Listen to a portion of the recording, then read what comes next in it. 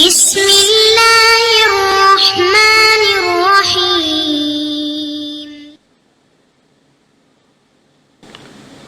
அஸ்ஸலாமு அலைக்கும் வரஹ்மத்துல்லாஹி வபரகாத்துஹு.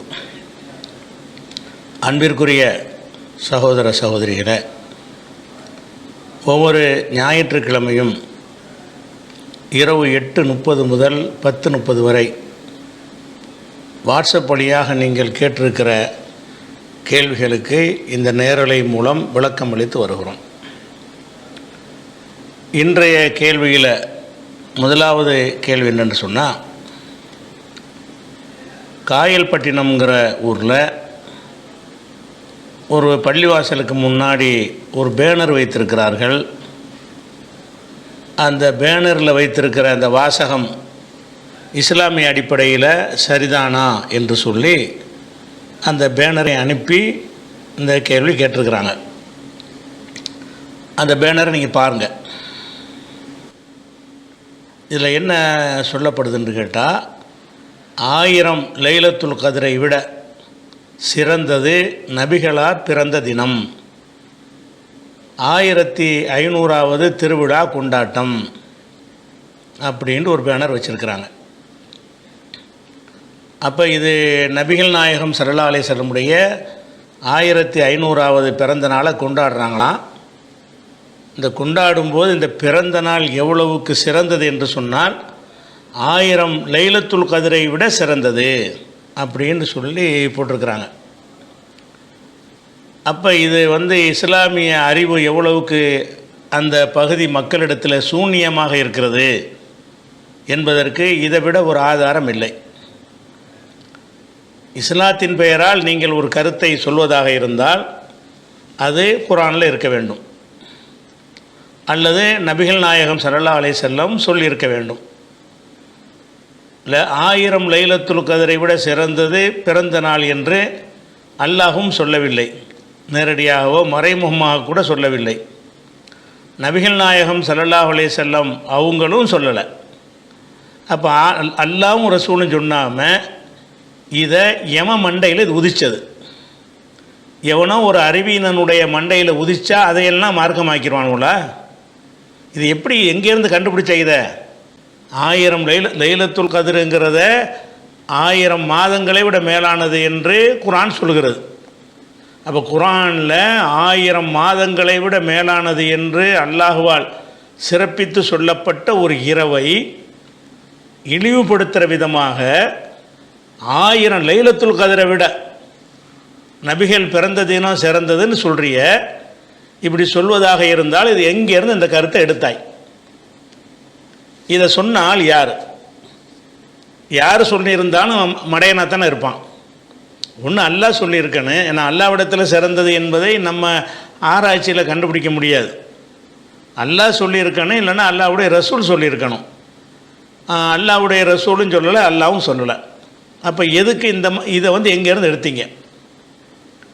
இன்னும் சொல்லப்போனால் நபிகள் நாயகம் ஸல்லல்லாஹு அலைஹி வஸல்லம் அவர்கள் என்றைக்கு பிறந்தார்கள் என்பதிலே 72 கருத்து இருக்கிறது. ரபீஉல் அவ்வல் 12 தான் பிறந்தாங்கன்றதுக்கு ஒரு ஆதாரமும் கிடையாது. வேறு நாட்களில் வேறு மாதங்களெல்லாம் சொல்கிறாங்க. அப்போ நபிகள் நாயகம் ஸல்லல்லாஹு அலைஹி வஸல்லம் பிறந்ததே இன்னைக்கு சொல்லப்படலைன்னு சொன்னால் அதை ஒரு விழாவாகவோ ஒரு கொண்டாட்டமாகவோ நபியும் கொண்டாடவில்லை, மக்களும் கொண்டாடலை. அதான் அர்த்தம்.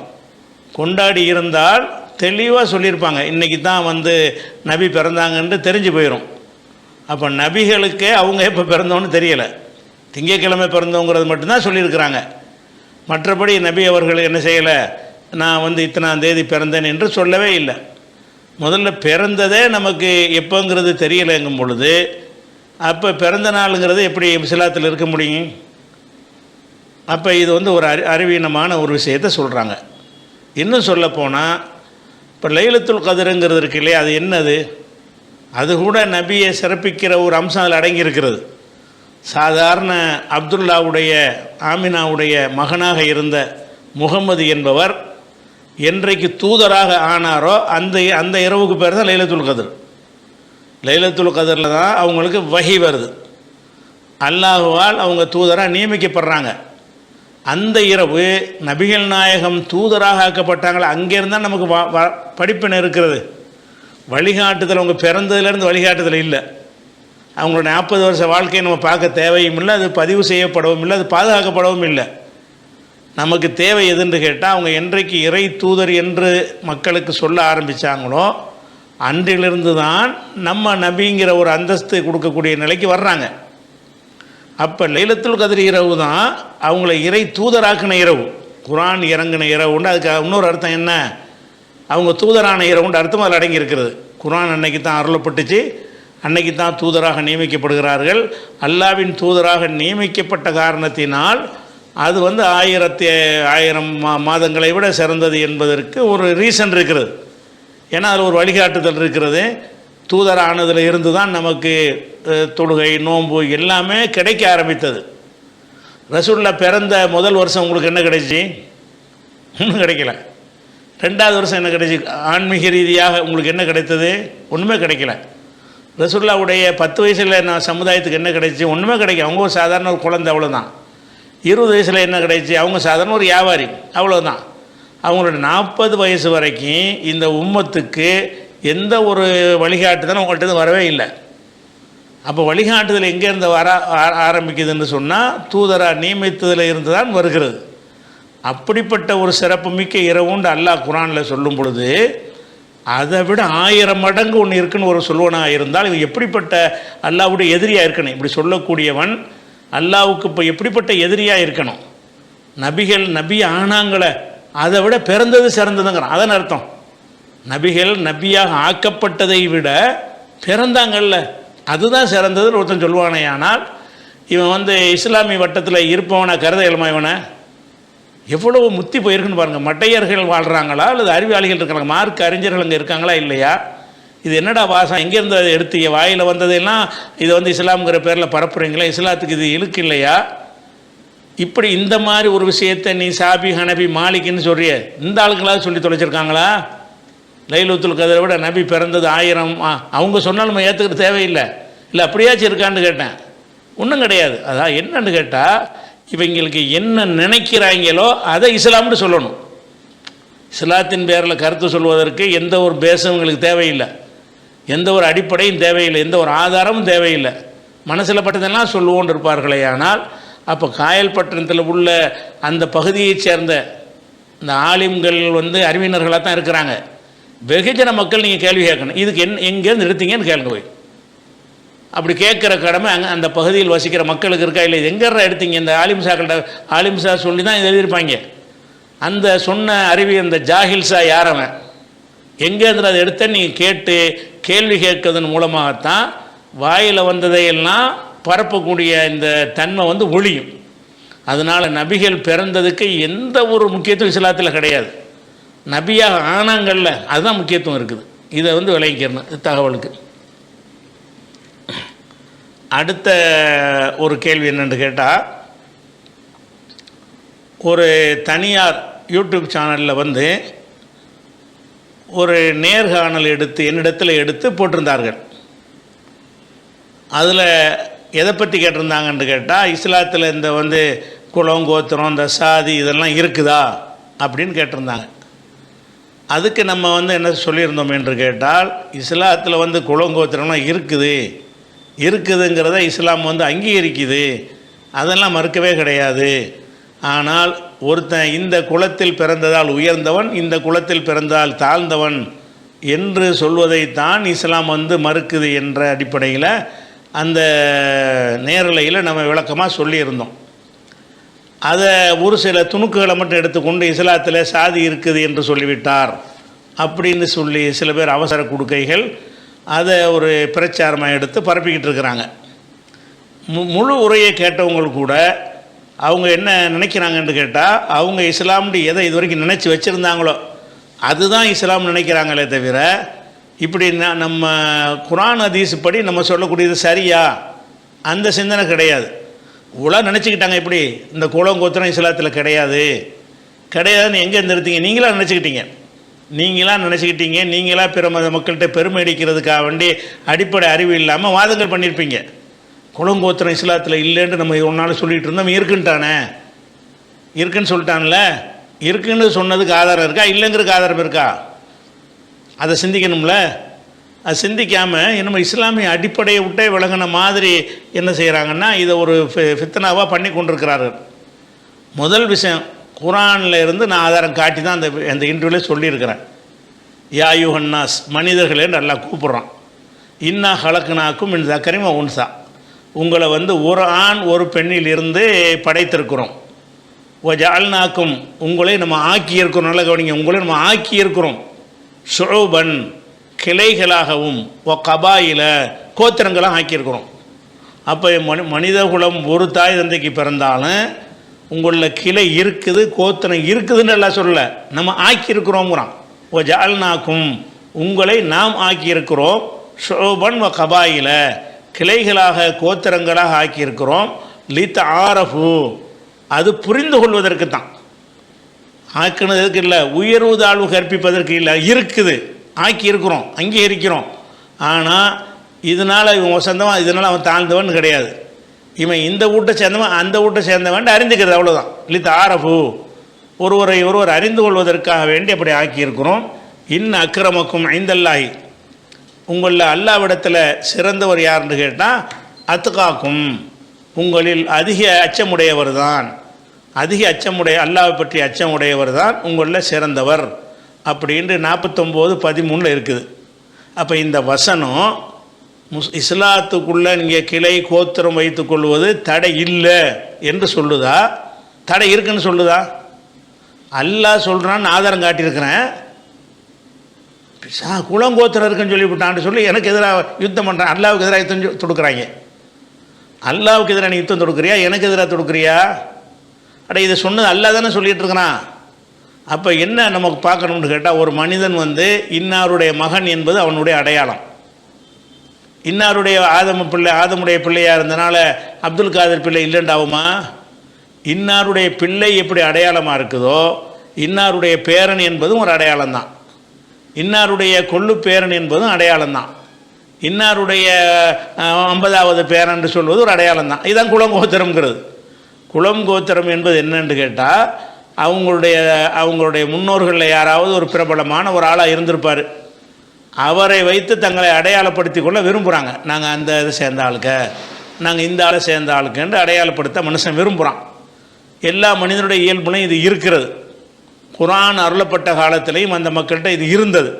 அப்போ அல்லாஹ் என்ன செய்கிறான்னு கேட்டால், இது என்ன சொன்னாலும் இதை மறையாது, இருக்கத்தான் செய்யும். ஒவ்வொரு மனுஷன் எப்படி தன்னுடைய தகப்பன் இன்னார் என்பதை அடையாளத்துக்கு சொல்கிறானோ, அதே மாதிரி தன்னுடைய கொள்ளுப்பாட்டனை பற்றியும் எள்ளுப்பாட்டனை பற்றியும் சொல்லி என்ன செய்வான், நான் அந்த வகையில் வந்தாளுனா அப்படின்னு சொல்வது இயல்புல உள்ளது. இது ஒழியாது, மறையாது. அப்படிங்கிற காரணம் அல்லாஹ் என்ன செய்கிறான்னு கேட்டால், இதெல்லாம் இருக்குது, ஆக்கி தான் இருக்கிறோம். லித் ஆரஃபு, புரிந்து கொள்வதற்கு தான். இவர் ஒரு இப்ராஹிம், அவர் ஒரு இப்ராஹிம். இந்த இப்ராஹிம் அந்த கோத்திரத்தில் உள்ளவர். இந்த இப்ராஹிம் குறைஷி, இந்த இப்ராஹிம் தைமி. ஓ அப்படியா, அந்த கோத்திரத்து இப்ராஹிமா, அதுக்கு தான். அதனால் இவர் மேலானவர், அது கீழானவர், அதைத்தான் இஸ்லாம் உடைக்குது. இஸ்லாம் இந்த குலம் கோத்திரத்தை மறுக்கவே இல்லை. மறுக்கலை மட்டுங்கள்ல, நாம் ஆக்கி இருக்கிறோம் என்று அல்லாஹ் சொல்கிறான். அப்படி இருக்கக்கூடிய நேரத்தில் இதன் அடிப்படையில் தான் என்னுடைய அந்த பேட்டி இருக்குது. இந்த குர்ஆன் வசனத்தை கூட சிந்திக்காமல், அது எப்படி குளங்கோத்திரம் இருக்குன்னு, இது என்ன நாங்கள் இது வரைக்கும் இஸ்லாத்தை பற்றி நாங்கள் என்ன மக்கள்கிட்ட சொல்லிகிட்டு இருக்கிறோம், நீ என்னப்பா சொல்கிறேன்னு என்கிட்ட கேட்குறாங்க. நீ தப்பாக சொல்லிகிட்டு இருக்கிற. இஸ்லாத்தில் இருக்கிறது தான் மக்களுக்கு சொல்லணுமே தவிர, நீ நினைக்கிறதுலாம் இஸ்லாம் ஆயிருமா? அப்போ இஸ்லாம் அதை மறுக்கவே கிடையாது. நீங்கள் குலம் கோத்திரத்தை சொல்லிக் கொள்வதை மறுக்க கிடையாது. இந்த குலத்தில் வந்ததுனால அந்த குலத்தில் நான் பொண்ணு எடுக்க மாட்டேன்னு சொன்னால் அது தப்பு. இந்த குலத்தில் நான் இருந்ததுனால நான் தான் தலைமை தாங்குவேன், நீ தலைமை தாங்கக்கூடாதுன்னு அது தப்பு. எதுக்கு சொல்லிக்கிறலாம், உங்களோட அடையாளமாக நீங்கள் சொல்லிக் கொள்ளலாம்னு அல்லாஹ் என்ன செய்கிறான், குர்ஆனில் இதை அனுமதிக்கிறான். எந்த குர்ஆன் வசனம் வச்சு ஒரு தாய் தந்தைக்கு பிறந்தவர்னு முற்பகுதியை மட்டும் நீங்கள் சொல்கிறீங்களோ, அதே வசனத்துடைய அடுத்த பகுதி தான் நான் சொல்கிறது. ரெண்டும் சேர்ந்து தான் குர்ஆனில் வசனம். உங்களை ஒரு தாய் தந்தைக்கு தான் படைத்தோம், ஒரு ஆண் பெண்ணிலிருந்து படைத்தோம் அல்லாஹ் சொல்கிறான். அதில் என்ன விளங்குகிறது அப்படின்னு வேணா அதை வியாக்கியானம் கொடுத்துருப்பான்ல, அந்த வியாக்கியானத்தில் நிற்கிறானே தவிர அந்த வசனத்தை முழுசாக படிப்பா. இன்னா ஹலக்னாக்கும் மின் தக்கரிவ உன்சா, ஒரு ஆண் ஒரு பெண்ணிலிருந்து உங்களை படைத்திருக்கிறோம். ஓ ஜால்நாக்கும், உங்களை ஆக்கியும் இருக்கிறோம். ஷோபம கபாயில, கபீலாக்களாக, அதாவது குலங்களாக கோத்திரங்களாக நம்ம ஆக்கியிருக்கிறோம். எதற்குன்னா தாரஃபு தான் முக்கியமான தாரஃபு, புரிந்து கொள்வதற்காக. நீங்கள் உங்களுக்கு மத்தியில் ஒருத்தரை ஒருத்தர் புரிந்து கொள்வதற்காக ஆக்கியிருக்கிறோம். சிறந்தவர் தக்வா உடையவர் தான். சிறப்பை பேசுகிறாருந்தா தக்வா இருக்குதா இல்லையான்னு பாரு. அவன் எவன் எந்த கோத்திரன்னு பார்க்காதன்னு அல்ல அப்படி தான் மார்க்கம் சொல்லித்தரதே தவிர இல்லைன்னு சொல்லித்தரவே இல்லை. இன்னும் சொல்லப்போனால் ரசூல்லா சொல்கிறாங்க, ஏன்னா இது வந்து நிறைய அறியாமல் இருக்கிறாங்க. இவங்களா இஸ்லாத்தில் இல்லாத ஒன்றையெல்லாம் இஸ்லாத்தின் கருத்து மாதிரி போய் சொல்லிவிட்டு கடைசியில் அவன் இந்த மாதிரி ஆதாரத்தை எடுத்து போட்டான்னு வைங்க, கேவலப்பட்டு நிற்பாங்க. உங்கள் மார்க்கத்தில் இல்லைன்னு உங்கள் மார்க்கத்தில் இருக்குத, நீங்கள் பொய் சொல்லி இஸ்லாத்தை பிரச்சாரம் பண்ணுறேன்னு கேட்பான். அப்போ மார்க்கத்தை இஸ்லாம் வந்து இந்த குலங்கோத்திரங்கிற இருக்கக்கூடாதுன்னு சொல்லுதானே கிடையவே கிடையாது. எந்த குலத்தில் உள்ளவங்கள் என்று நீங்கள் விரும்பின உங்கள் தாத்தாவிலேருந்து நீங்கள் குலத்தை ஆரம்பிச்சிக்கலாம், அல்லது 10வது தாத்தாவிலேருந்து கூட ஆரம்பிச்சிக்கிறங்க.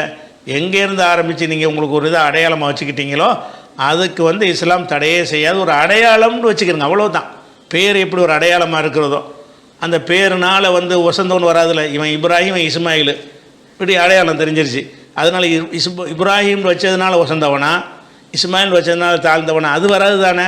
அதே மாதிரி தான் குலத்துலையும் வராது.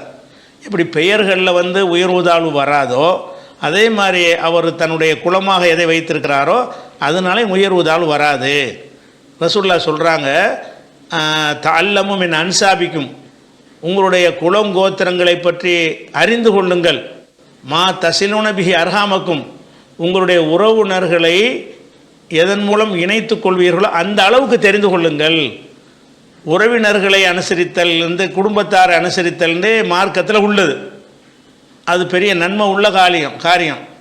சிலத்துர் ரஹமுங்கிறாங்கல்ல, இப்போ இன்ன சிலத்தர் ரஹமி மஹப்பத்துன் ஃபி அஹ்லிஹி, அதாவது ஒருத்தனுக்கு உறவினரை வந்து அனுசரித்து வாழ்தல் வந்து குடும்பத்தில் ஒரு அன்பை ஏற்படுத்தும் அப்படின்னு ரசூலுல்லாஹ் சொல்லிவிட்டு அந்த அளவுக்கு நீங்கள் அறிந்து வைத்திருங்கிறாங்க.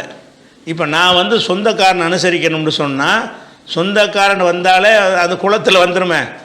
இவர் எங்கள் சித்தப்பா பெரியப்பான்னு நாங்கள்லாம் ஒன்றுன்னு சொல்லி அவங்கள நீங்கள் உதவி செய்ய வேண்டியெல்லாம் இருக்கிற காரணத்தினால உங்கள் குலத்தில் யாரெல்லாம் வருவாங்கன்னு அறிந்து வைத்துக் கொள்ளுங்கள்ங்கிறாங்க ரசூலுல்லாஹ். தஅல்லமு, கற்றுக்கொள்ளுங்கள். மின் அன்சாபிக்கும், உங்களுடைய பரம்பரையிலிருந்து நீங்கள் கற்றுக்கொள்ளுங்கள். மா தசிலுன பிஹி, அதுக்காண்டி 80 தலைமுறைக்கெல்லாம் போய் நீங்கள் பார்க்க வேண்டிய தேவையில்லை. ஏன்னா அந்த உறவோடு நீங்கள் அனுசரிக்க முடியாது, அவனா செத்து போயிருப்பான். வாழுகிற மக்களில் உள்ளதில் யாரெல்லாம் உங்கள் குலத்தில் வருவாங்கன்னு கண்டறிந்து அதன் மூலம் நீங்கள் சொந்தக்காரங்களை அனுசரிங்க. சொந்தக்காரங்களை உதவி செய்கிற அளவுக்கு நீங்கள் தெரிஞ்சு வச்சுருக்கணுங்கிறாங்க. அப்போ உன்னை மட்டும் தெரிஞ்சால் பத்தாது, உன் சித்தப்பன் யார், பெரியப்பன் யார், உன் தாத்தா யார், தாத்தாவுடைய பிள்ளை யார் அப்படின்னு சொல்லி உங்களுடைய உறவு வட்டம் அதை நீங்கள் அறிந்து கொள்ளுங்கள்ங்கிறாங்களே. இதெல்லாம் எதை காட்டுது? இந்த ஒரு நம்ம குடும்பம் நம்ம கோத்திரம்னு பார்க்கணும்னு தானே காட்டுது. அகமதில் வரக்கூடிய ஒரு ஆதாரப்பூர்வமான ஹதீஸ். அதே மாதிரி வந்து அகமதுலேயும் வருது, திருமதிலையும் வருது, ஹாக்கிம்லேயும் வருகிறது. அதே மாதிரி வந்து ரசூலுல்லாஹ்வுக்கு அல்லாஹ் நபியான உடனே உத்தரவு போடுறான். என்ன உத்தரவு போடுறான்? முதல்ல நீ போய் சொல்கிறது உன் குலத்தாருக்கு போய் சொல்லுங்கிறான். மக்கள்லாம் கூப்பிட்டு பொதுமக்களுக்கு அறிவிப்பு செய்யன்னு சொல்லாமல் வான்திர் அஷீரத்தக்கல் அக்ரபீன், இது 26வது சூறாவில் 214வது வசனத்தில் இருக்கிறது. வான்திர் அஷீரத்தக்கல் அக்ரபீன், உன்னுடைய நெருங்கிய உறவினர்களுக்கு எச்சரிக்கை செய்யி, குடும்பத்துக்கு எச்சரிக்கை பண்ணு, கோத்திரத்துக்கு. உன் கோத்திரத்தை இல்லை கண்டவனையும் கூப்பிடாத. முதல்ல உன்னுடைய கோத்திரம் இருப்பாங்கள்ல அந்த குறைசியில் உள்ளவங்க, அவங்களுக்கு கூப்பிட்டு எச்சரிக்கை பண்ணும். அப்படி ஒன்று இருக்க போய் தானே அல்ல அப்படி எச்சரிக்கை செய்ய சொல்கிறான். முதல்ல ஒன்றுலேருந்து ஆரம்பி, உன் கோத்திரத்துலேருந்து ஆரம்பிங்கிறான். அப்போ அதே எல்லாம் மறுக்க கோத்திரம்லாம் கிடையாது, பரவலாக போய் நின்று பொது இடத்துல நின்று கத்துன்னு சொல்லலை. உன் குடும்பத்தாரை கூப்பிட்டு உன் கோத்திரத்தாரை கூப்பிட்டு சொல்லுன்னு சொன்னால் அந்த கோத்திரம்ங்கிறத வந்து அக்செப்ட் பண்ணுறானா இல்லை மறுக்கிறானா? இல்ல மறுக்கலை. அதே மாதிரி வந்து ரசூலுல்லாஹ் சொல்கிறாங்க, என்ன சொல்கிறாங்கன்னு கேட்டால் மதீனாவுக்கு போகிறாங்க. மதீனாவில் போனாங்கன்னு சொன்னால் அங்கே வந்து அவுஸு ஹஸ்ரஜின்னு 2 முக்கியமான குலத்தவர்கள் இருக்கிறார்கள். வேறு சமுதாயங்கள் இருந்தாங்க. பிரதானமாக இருந்தது அவுஸு ஹஸ்ரஜுங்கிற 2 கூட்டத்தார் இருந்தாங்க. அவுஸுங்கிறவங்க ஒரு தலைவர், அவங்க ஒரு சமுதாயம், அவங்க ஒரு கோத்திரம். ஹஸ்ரஜுங்கிறது அவங்க ஒரு சமுதாயமாக இருந்தாங்க. இந்த 2ஐயும் ரசூலுல்லாஹ் வந்து அங்கீகரித்தாங்களா மறுத்தாங்களா? ஹவுஸுக்கு ஏதாவது பிரச்சனை வந்தால் என்ன செய்வாங்க ரசூலுல்லாஹ்? உங்கள் ஹவுஸு தலைவர்கிட்ட போய் கொஞ்சம் கலந்துட்டு வாங்க, உங்களுக்குள்ள ஒரு மசூரா பண்ணி சொல்லுங்கம்பாங்க. ஹஸ்ரஜில் ஏதாவது காரியம் ஆற்றணுமா இருந்தால் நீங்களா சொல்லிடாதேப்பா, உங்கள் தலைவர்கிட்ட போய் கலந்துட்டு வாங்கங்கிறாங்க.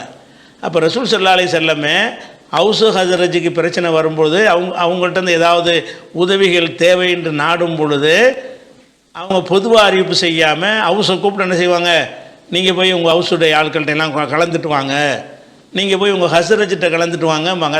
அதை ஏற்றுக்கிறாங்களா இப்போ மறுக்கிறாங்களா? ஒரு பிரச்சனை வந்துருச்சு, வந்தவுடனே என்ன செய்கிறாங்கன்னு கேட்டால் அவர் அந்த ஹஸ்ரஜுடைய தலைவர் சஅத் அவர்களை வர கூப்பிட விடுறாங்க. அவர் வந்து குதிரையிலேருந்து இறங்குறாரு, மக்கள்லாம் குழுமி இருக்கிறாங்க. ஏன்னா அவர் சொல்கிற தீர்ப்பை ஏற்றுக்கிறோம்னு உட்காந்துக்கிட்டு இருக்கிறாங்க. அவர் வந்தவுடனே ரசூலுல்லாஹ் என்ன செய்கிறாங்கன்னா, கூமு இலா சய்யிதிக்கும், உங்கள் தலைவரை வரவேற்பதற்காக எழுந்து செல்லுங்கள். உங்கள் தலைவருங்கிறாங்க அவரை, அந்த கோத்திரத்தின் தலைவர் வருகிறாரு, கூமு இலா சய்யிதிக்கும், அவர் வந்தவுடனே அவர் சொல்ல தீர்ப்பை நீங்கள் ஏற்றுக்கிறீங்கன்னு சொல்லி ஒரு விஷயத்துக்கு முடிவு பண்ணுவாங்க. அப்போ இதெல்லாம் என்னது, அதெல்லாம் ரசூலுல்லாஹ் அங்கேயே தானே செஞ்சாங்க. அதே மாதிரி ரசூலுல்லாஹ் செய்கிறாங்க, சொல்கிறாங்க. எவ்வளோ இருந்துச்சுன்னு பாருங்கள். பல கோத்திரங்கள் வந்து இந்த ஹவுஸு ஹஸ்ரஜ் இருந்தான்னு அவங்களே நிறைய உட்பிரிவுகள் இருந்தாங்க. அந்த உட்பிரிவுகளெல்லாம் பட்டியல் போட்டு இவங்கெல்லாம் கொஞ்சம் மேலானவங்களாக இருக்கிறாங்க, அதாவது இஸ்லாத்தின்பால் அபிமானம் உள்ள கோத்திரமாக இருப்பாங்க. வேறு சில ஆட்கள் வந்து அப்படி இருக்க மாட்டாங்க.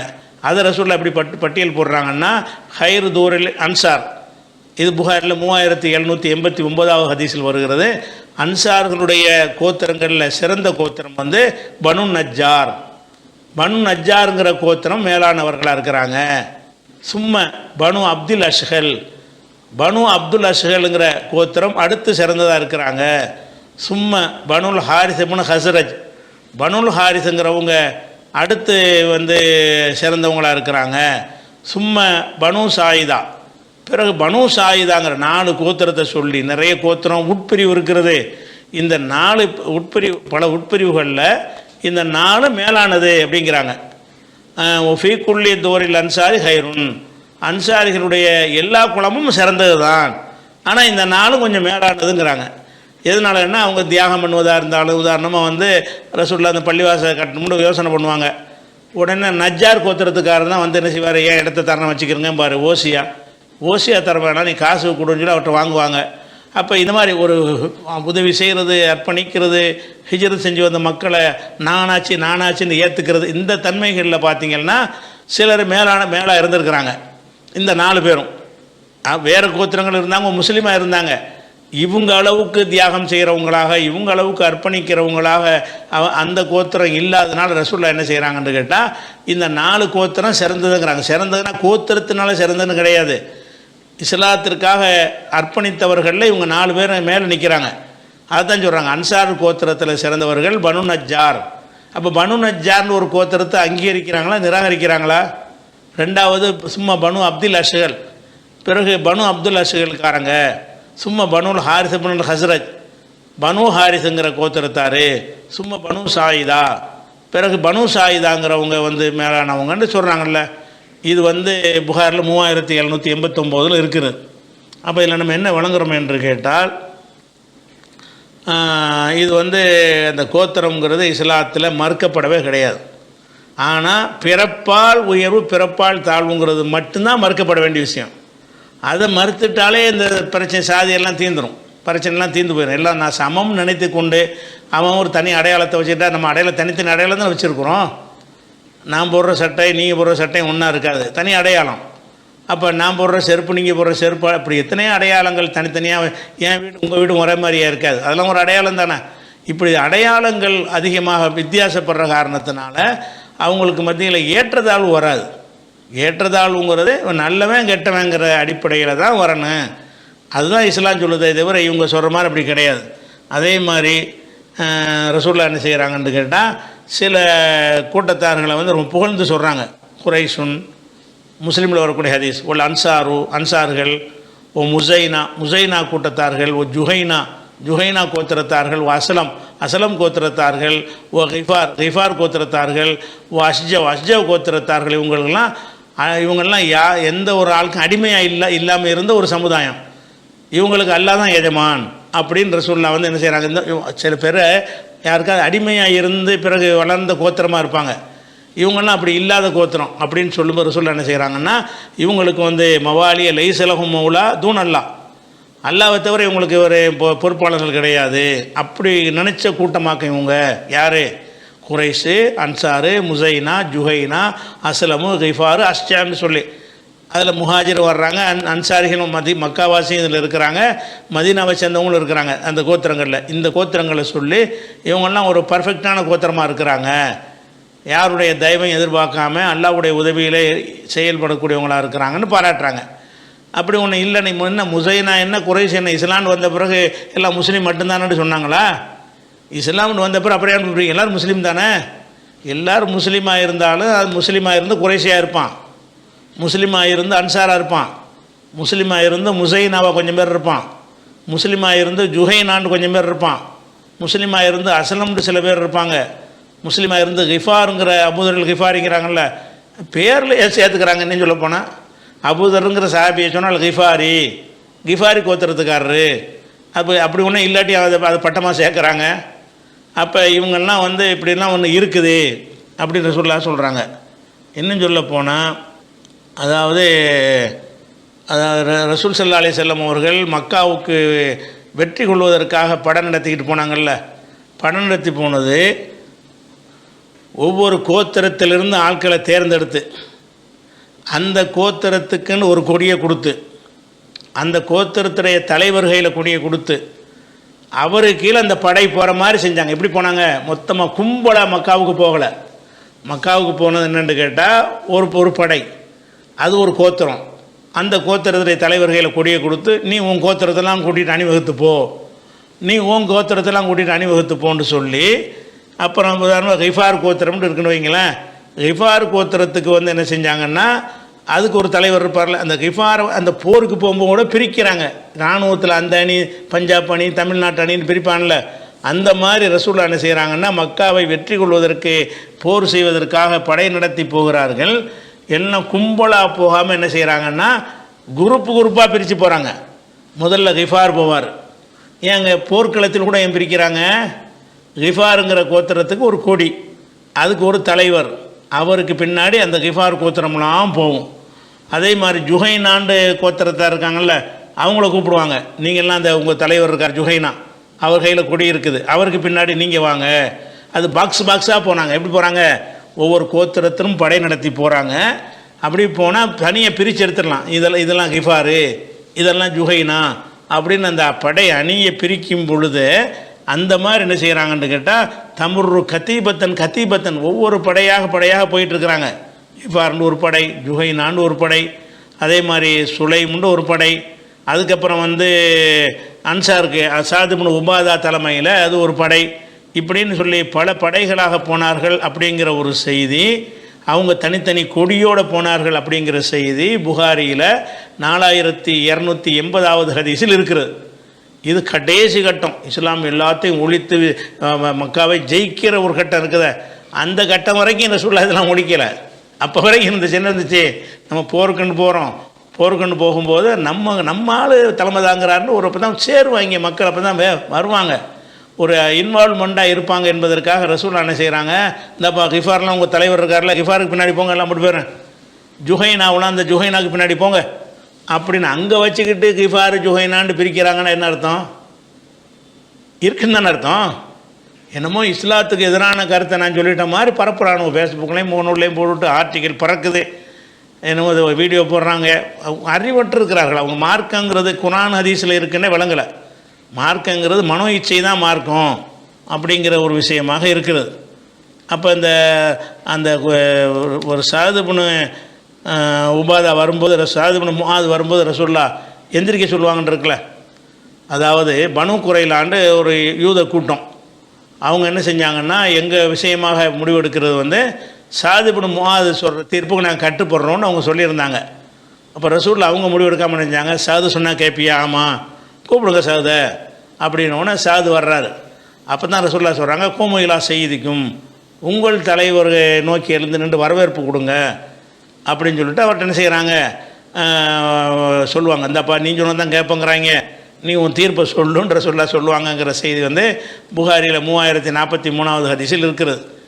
இதை தனியாகவே பட்டியலாக போடுற அளவுக்கு ஒவ்வொரு குலம் கோத்திரம்ங்கிறது வந்து ரசூல்லா ஒழிக்க விரும்பவே இல்லை. அவங்கவுங்க ஆனால் காலப்போக்கில் ஒழிஞ்சிடும். இன்றைக்கி எவனா குறைசின்னு சொல்லிட்டு இருக்கிறானா? இன்றைக்கி என்ன செய்வான்னு கேட்டால் இப்போ அவனுடைய கொள்ளுப்பாட்டை யாராவது பேரை வச்சுக்கிடுவான்.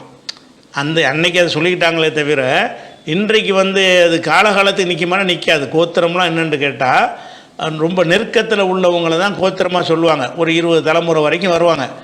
அப்புறம் இன்னும் கொஞ்சம் பின்னாடி வந்துட்டாங்கன்னா வேறு ஒரு ஆள் அந்த சமூகத்தில் முக்கியமான ஆள் வந்திருப்பார்ல, அவர் பேரால் அவங்களை என்ன செய்வாங்க, பிரிச்சுக்கிடுவாங்க. இப்படி செய்கிறதுங்கிறது வந்து மனிதர்களுடைய இயல்புலையே இருக்கக்கூடிய ஒரு விஷயமாக இருக்கிறது. இது வந்து ஒரு அடையாளத்துக்கு மட்டும் என்று இருந்தால் அதை இஸ்லாம் தடுக்கவே கிடையாது. இது வந்து அறியாமையில் என்ன செய்கிறாங்க, என்னை போட்டு கரிச்சு கொட்டுறாங்க. அது விளங்கிக்கிறணும். முதல்ல குர்ஆன் ஹதீஸில் இருக்குதான்னு பாருங்கள். விமர்சிக்கிறதுக்கு முன்னாடி ஒருத்தன் ஒன்று சொல்கிறான்னு சொன்னால் அது குர்ஆனில் இருக்குதா ஹதீஸில் இருக்குதா?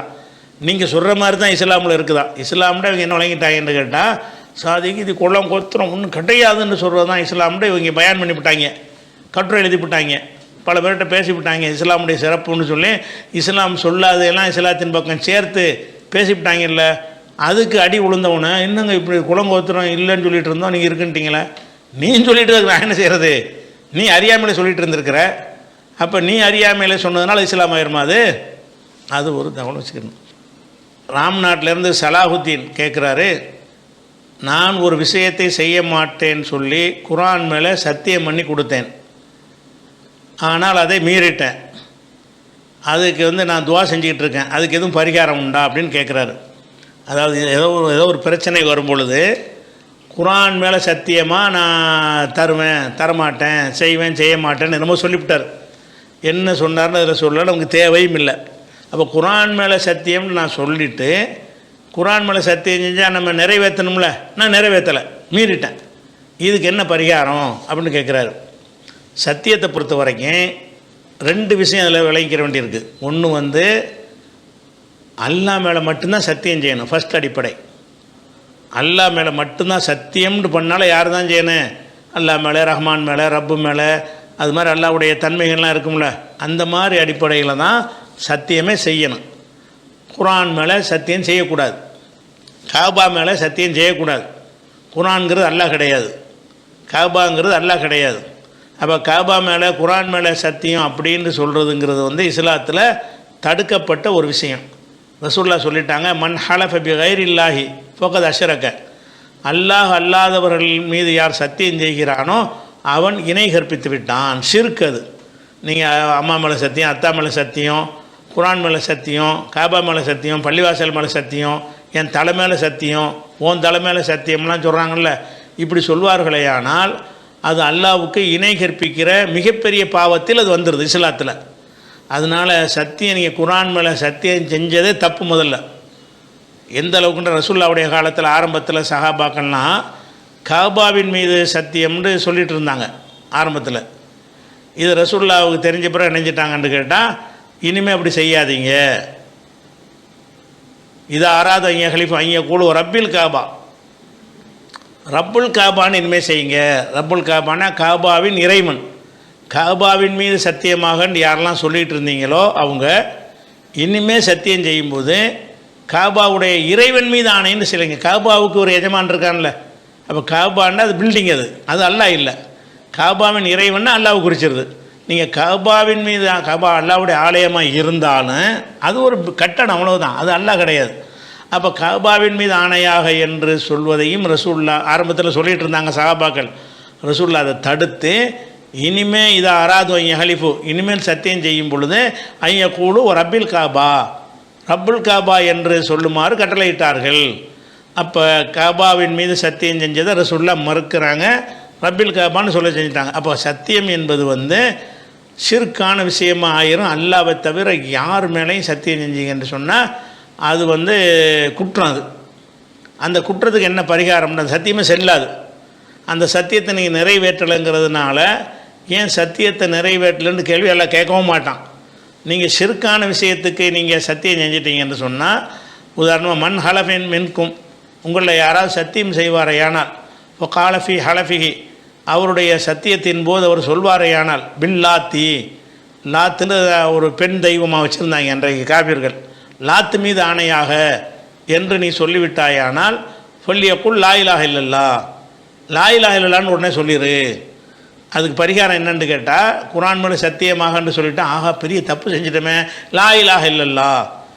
அப்போ இந்த குரான் மேலே சத்தியம் செஞ்ச உங்களுக்குள்ள ஒரு பரிகாரம் என்னன்னு கேட்டால், நீங்கள் சத்தியம் செஞ்சது தப்பு, அதனால் யாரெல்லாம் நான் குரான் மீது சத்தியம் செஞ்சிட்டேன், அதுக்கு பரிகாரமாக லா இலாஹ இல்லல்லா நான் சொல்லிட்டேன் என்று சொல்லி, அல்லாஹ்வை தவிர யாரும் கிடையாது, இதெல்லாம் கடவுள் கிடையாது, குரான் கடவுள் கிடையாது, காபா கடவுள் கிடையாது, அதனால் நான் வந்து அதிலேருந்து திருந்திக்கிட்டேன்னு சொல்கிறீங்கல்ல, அதுதான் அதுக்கு பரிகாரம்.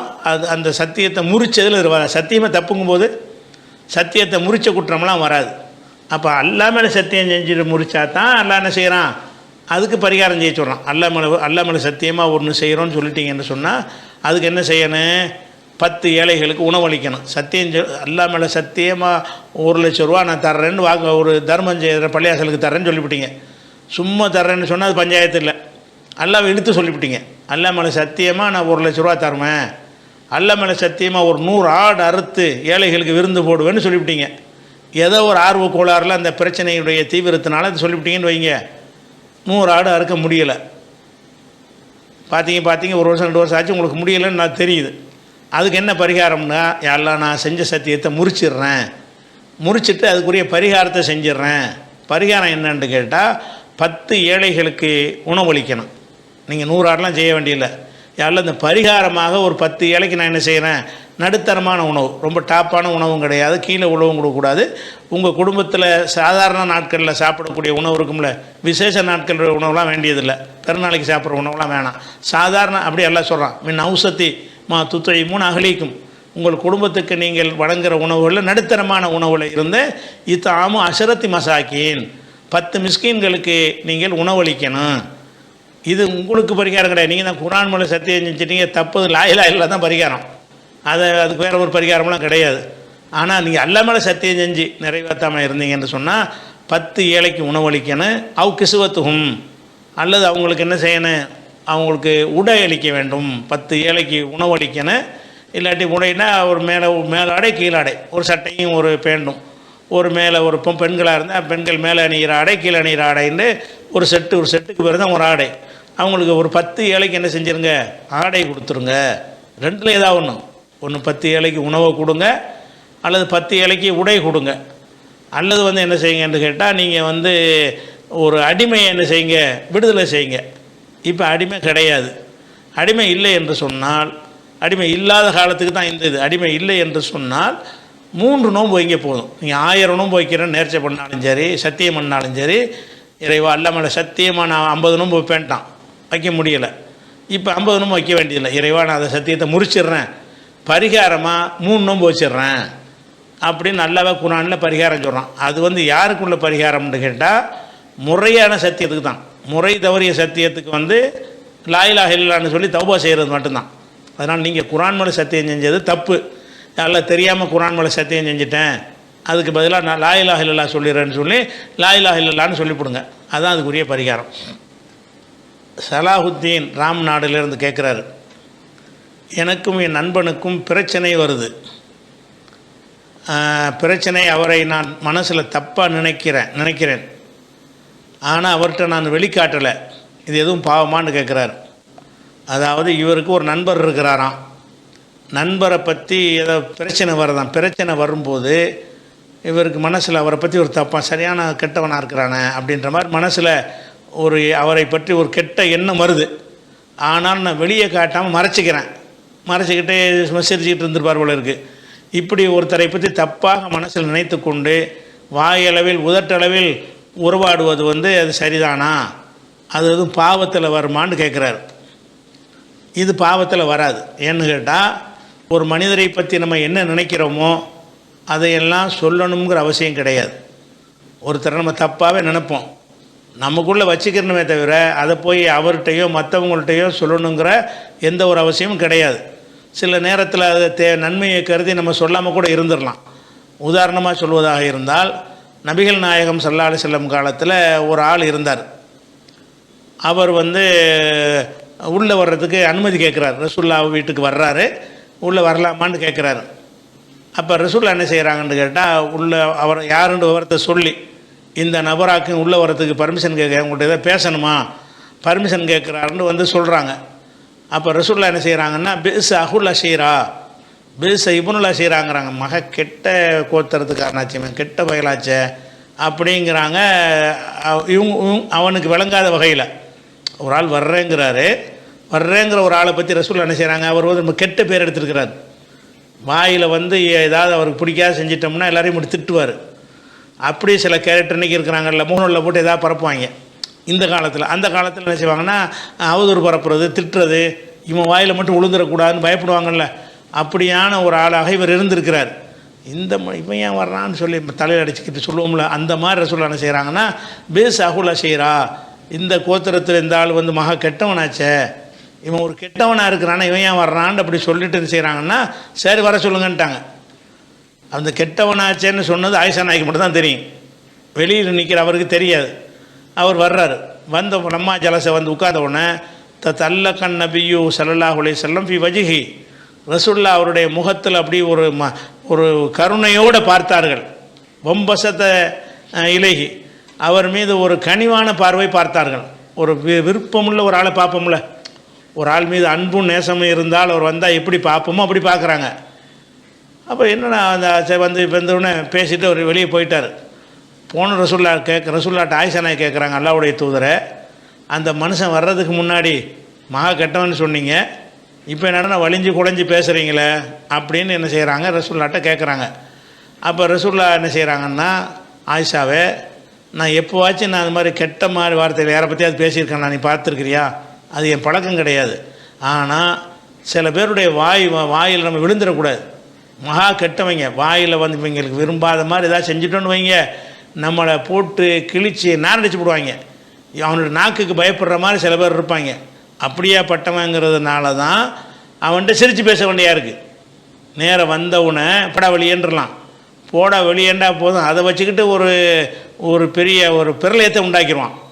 அதனால் வந்து அவன் சரியில்லாத ஆளாக இருந்தாலும் எதுக்கு வர்றேன்னு வந்துட்டான், வந்து சஞ்சரி சலாம் சொல்லிட்டு போடான்னு சொல்லிட்டோம்னா அவன் பேசாமல் ஃபித்னா பண்ணாமல் இருப்பான். ஃபித்னா பண்ணுவதுக்கே பிறந்தவன் சில பேர் இருப்பானுவோ.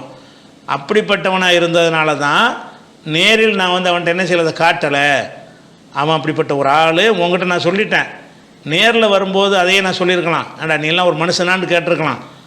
அது போதும் அவன் ஃபித்னா செய்வதற்கு. அப்போ ரசூல் என்ன செய்கிறாங்கன்னா இன்ன ஷர்ரன் நாசி இந்தல்லாஹி மன்சிலத்தின் யௌமுல் கியாமா, கியாம நாளில் வந்து மனுஷன்லேயே மகா கெட்டவன் யாருன்னு கேட்டால் மண் தரக்க ஹுன்னாசு இத்திகா ஷர்ரிஹி, அவனால் ஏற்படுகிற கேட்டுக்கு பயந்து யார் அவனை விட்டு விடுகிறார்களோ அந்த அளவுக்கு நடக்கிறான், அவன் தான் கெட்டவங்கிறாங்க. இவன் மகா கெட்டவனாக்கு அப்படின்னு சொல்கிறாங்க மறுபடியும் போன பிறகு. அப்போ ஏன் இப்படி சிரிச்சு பேசுனீங்கன்னா அதான் வாய்க்கு பயந்து தான். அவன்கிட்ட வந்து ஏதாவது பகைக்கிற மாதிரி அவனுடைய தப்பை சுட்டி காட்டிட்டோம் என்று சொன்னால் அதோட பிரச்சனை முடிஞ்சு மக்கள் யார் பற்றியும் அதை பேசுறதுக்கு தயங்க மாட்டான். விமர்சனம் பண்ணுறது, அவதூறு பரப்புறது, இப்படியே சில பேர் இருக்காங்க. அவங்களுக்கு அவங்க நோக்கம் நிறைவேறலைன்னு சொன்னால் எந்த ரேஞ்சுக்கும் போகிறவங்கள நீங்கள் உங்களுடைய வாழ்க்கையில் இன்றைக்கி நீங்கள் பார்க்குறீங்க. இப்படிப்பட்டவன் விஷயத்தில் நம்ம என்ன செய்யணும், நடிச்சுட்டு போயிடணும். நடிக்கிறது தப்பு கிடையாது, அந்த பல்ல கட்டு போயிட வேண்டியதான். ஏன் இவன் வெளியே போய் என்ன வேணாலும் பேசுவாங்க, எந்த ரேஞ்சுக்கு வேணாலும் போவாங்க. இப்போ நம்ம காலத்தில் நீங்கள் நாங்கள்லாம் பார்க்குறோம்ல, இது மாதிரி அன்றைக்கி ரசூல்லா காலத்தில் இருந்திருக்கிறாங்க. அப்போ இது வந்து புகாரில் வரக்கூடிய ஒரு ஹதீஸு, 6032வது ஹதீஸ். அதனால் உங்கள் நண்பரை பற்றி நீங்கள் தப்பாக நினச்சி என்று சொன்னால் அது வந்து தப்புலாம் கிடையாது. தப்பாக நினச்சதை நேராக சொல்லணும்னு அவசியம் கிடையாது. தப்பான எண்ணத்தை நினச்சிக்கிட்டு என்ன செய்யலாம், வாயளவில் சரி என்னத்துக்கு தப்பாக நான் அதை போய் அவன்கிட்ட போய் சொல்லிவிட்டு அதில் இதுக்கு ஒரு பிரச்சனை உண்டாக்கணும், நல்லபடியாக இருக்கலான்னு விசாரிச்சுக்கிற வேண்டியதான். இது புகாரில் 6054வது ஹதீஸ்லையும் இதே கருத்து இருக்கிறது. அதனால் வந்து நீங்கள் இதுக்கு பாவம்லாம் வராது. பாவம்னா ரசூலா செஞ்சுருக்க மாட்டாங்கள்ல. மனசில் ஒன்றை மறைத்து கொண்டு வெளியில் வேறு மாதிரி பேசுகிறது என்பது சில நோக்கங்களுக்காக வேண்டி அப்படி செய்கிறதுங்கிறது ஒவ்வொரு மனுஷனுக்கு தேவைப்படும். எல்லார்ட்டையும் எல்லாத்தையும் பேச முடியாது. அப்போ இயல்பான மார்க்கம் இது. இயல்பாக நீங்கள் நான்லாம் எப்படி நடப்போமோ அப்படி எவ்வளோ தான் கெட்டவனாக இருந்தாலும் நம்மளை தேடி வந்த சலாம் அலைக்கும்ட்டு நம்ம என்ன செய்வோம், அவங்க சலாமோ ஏன்டா வந்துன்னு கேட்க மாட்டோம்ல. இது வந்து ஒரு மனித நாகரிகம், மனித பண்பாடு. அந்த பண்பாடுகளுக்கு உட்பட்டு நம்ம சில பேர்ட்டு கெட்டவன் இருந்தால் கூட அவன்கிட்ட வந்து இணக்கமாக பேசுகிறது வந்து தடுக்கப்பட்டது இல்லை என்பதற்கு ரசூல்லா அதுக்கு வாழ்ந்து காட்டு போயிட்டாங்க. இப்படி ரசூல்லாவை இருந்திருக்கிறாங்க, பேச தகுதியற்றவன் வந்தால் கூட நல்லபடியாக பேச அனுப்பியிருக்கிறாங்கன்னு வழங்குதில்ல, அதுதான் அது பெரிய சட்டம். உங்கள் குற்றமெல்லாம் வராது. அவர் சலாஹுதீன் தான் கேட்குறாரு, நாம் பாவ மன்னிப்புக்கு துவா செய்கிறோம், ஒவ்வொரு பாவத்தையும் சொல்லி கேட்கணுமா அல்லது மொத்தமாக பாவத்தை மன்னிச்சிரு அப்படின்னு கேட்கணுமான்னு கேட்குறாரு. நம்ம பாவம் செஞ்சிட்டோம்னு சொன்னால் ஒவ்வொரு பாவத்தையா லிஸ்ட்டு போட்டு ஒன்று ஒன்றா சொல்லி, யாழ்லா இத்தனாந்தேதி அதை செஞ்சேன், இத்தனாந்தேதி இதை செஞ்சேன், அவனுக்கு அதை பண்ணேன், இவனுக்கு இதை பண்ணேன்னு சொல்லிட்டு மன்னிப்பு கேட்கணுமா, என்னுடைய எல்லா பாவத்தையும் மன்னிச்சிருன்னு சொல்லி ஒரு 19 ரூபா கேட்கலாமா அவனு கேட்குறாங்க. அது என்னன்னு கேட்டால் நம்ம முடிவெடுக்கிறதான். நமக்கு எந்த பாவம் நம்மளை அதிகமாக பாதித்து இருக்கிறதோ அதை சொல்லி நீங்கள் கேட்கலாம். இன்னும் சொல்லப்போனால் சில பாவங்கள் நம்ம செஞ்சுருப்போம், பாவம்ன்ற நம்மளே விளங்காமல் இருப்போம், அல்லாவிடத்தில் பாவமாக இருக்கும், அதை உங்களுக்கு சொல்லவும் முடியாது. நம்மளை அறியாத எத்தனை விஷயங்கள் நம்மள்கிட்ட பாவம் இருந்திருக்கும். பாவத்தை எத்தனை பேர் நன்மை நினச்சிட்டு இருக்கானா இல்லையா? பாவம் செய்வாங்க, நம்ம செய்யலாம் பாவம் கிடையாது அப்படின்னு நினச்சிக்கிட்டு அந்த பாவத்தை செய்வாங்க. அவன் எப்படி அதுக்கு மன்னிப்பு கேட்பான்? அதுக்கு சரியான முறை என்னென்ன, யாழ்லா எனக்கு நான் எல்லா பாவத்தையும் மன்னிச்சிரு, நான் பாவம் நினைக்காத விஷயத்தினா நீ பாவம் நினச்சிருக்கலாம், அதனால் என்னென்ன பாவம் என்கிட்ட இருக்கிற நினைக்கிறியோ அனைத்தையும் என்னை மன்னிச்சிரு, நான் மனுஷங்களோட தப்பு செஞ்சிட்டேன்னு சொல்வது ஒரு பொருத்தமாக இருக்கும். நேரடி ஆதாரத்தை கொண்ட ஒரு விஷயம் கிடையாது, அது பொருத்தமாக இருக்கும். அதாவது செய்யுதுல் இஸ்திக்ஃபார்னு சொல்ல ஒன்று கற்றுத்தர்றாங்க. பாவ மன்னிப்பு கேட்குறதுலையே தலையாயது செய்யுதுன்னா தலைவர், பாவ மன்னிப்பு கேட்பதிலேயே தலையாய இஸ்திக்ஃபார் என்ன தெரியுமான்னு கேட்குறாங்க. செய்யுதுல் இஸ்திக்ஃபார், இஸ்திக்ஃபார்னா பாவ மன்னிப்பு கேட்குறது, செய்யுதுன்னா அதில் தலைவர், பாவ மன்னிப்பு கேட்பதில் தலையாயது தெரியுமான்னு கேட்டுட்டு அதுக்கு ஒரு வாசகத்தை அதில் சொல்கிறாங்க. அல்லாஹுமா அன்த ரப்பி, இறைவா நீ தான் என்னுடைய இறைவன், லா இலாஹ இல்லா அன்த, உன்னை தவிர ஒரு கடவுளே கிடையாது, ஹலக்தனி நீ என்னை படைத்திருக்கிறாய், வான அபுதுக்க நான் உனக்கு அடிமையாக இருக்கிறேன், ஆனால் அல அகதிக்க வாதிக்க மஸ்தத்து, அல்லாவே நான் உன்னிடத்தில் செய்த ஒப்பந்தத்தையும் வாக்குறுதியையும் இயன்ற அளவுக்கு நான் செய்வேன், ஆனால் மனுஷங்கிற முறையில் எல்லாத்தையும் செய்ய முடியாது, இயன்ற அளவுக்கு நான் செய்வேன். அவுதுபிக்க நான் உன்னிடத்திலே பாதுகாப்பு தேடுகிறேன், மின் ஷர்ரிமா சனத்து நான் செய்த எல்லா கெட்டதுலேருந்து ஒரு மொத்தமாக ஹோல்சேலாக வந்துருச்சு பாருங்கள். மின் ஷர்ரிமா சனத்து நான் செய்த அனைத்து கேட்டிலிருந்தும் உன்னிடத்தில் பாதுகாப்பு தேடுகிறேன். அபு உனக்க நேமத்திக்க அலைய எனக்கு நீ செய்த அருட்கொடையின் காரணமாக உன்னிடத்தில் சரணடைகிறேன். அபு உனக்கு தம்பி என்னுடைய பாவங்களுக்காக உன்னிடத்தில் சரணடைகிறேன். ஃபகுஃபிர்லி என்னை நீ மன்னிச்சிரு.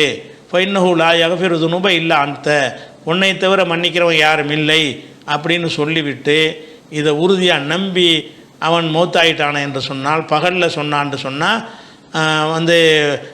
சாயந்தரத்துக்குள்ளே மௌத்தா போயிட்டான்னா அவன் சொர்க்கவாசி ஆயிடுவான். இரவில் சொன்னான்னு சொன்னால், சுபுவுக்கு முன்னாடி இறந்துட்டான்னு சொன்னால் அப்போ சொர்க்கவாசியாக இருப்பாங்கிறாங்க. நீ ராத்திரியில் சொல்லிவிட்டு படுத்துட்ட, எந்திரிக்கவே இல்லை, நீ சொர்க்கவாசி. பகலில் சொல்லிவிட்டு சாயந்தரத்துக்குள்ளே மௌத்தா போயிட்ட. இதனுடைய பவர் எது வரைக்கும் இருக்கும்னு கேட்டால், காலையில் சொன்னால் ராத்திரி வரைக்கும், ராத்திரி சொன்னால் காலை வரைக்கும் இதுக்கு பவர் இருக்கிறது.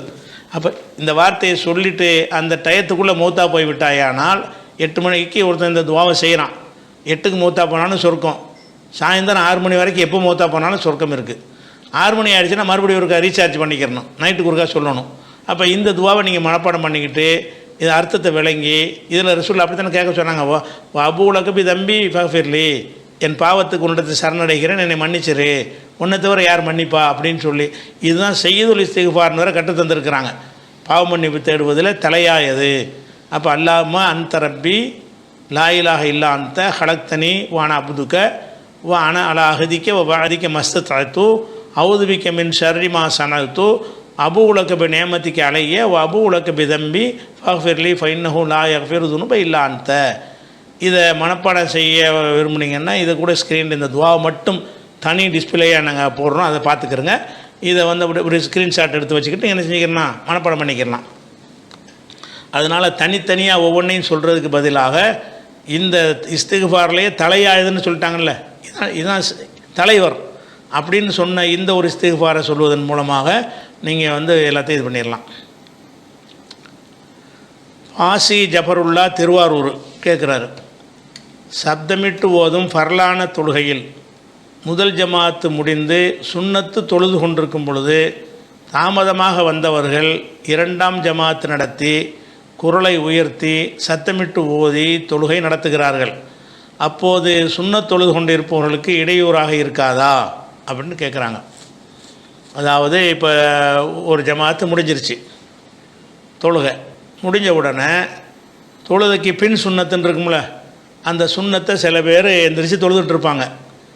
அப்போ ஒரு 10 பேர் லேட்டாக வர்றாங்க. அவங்க என்ன செய்கிறாங்க, நம்ம ஏன் தனித்தனியாக தொழுவணும், ஒரு ஜமாத்தாக தொழுகிறோன்னு அவங்க தொழுகிறாங்க. அவங்க தொழுமை என்ன ஆகுன்னுட்டு அந்த சுண்ணத் தொழுதுட்டுருக்குறாங்கல்ல, அவங்களுக்கு ஃபஜ்ர் லொஹர் அசரில் ஒரு பஞ்சாயத்து வராது. சத்தமிட்டு ஓதக்கூடிய ரக்காத்தாக இருந்துச்சுன்னு சொன்னால், மகரிப் இஷா சுபஹா இருந்துச்சுன்னு சொன்னால், இவங்க ஓதுவது அவங்களுக்கு டிஸ்டர்ப் பண்ணும். இவங்க சத்தம் போட்டு ஓதுற என்ன செய்யும், அவங்களும் டிஸ்டர்ப் பண்ணும்.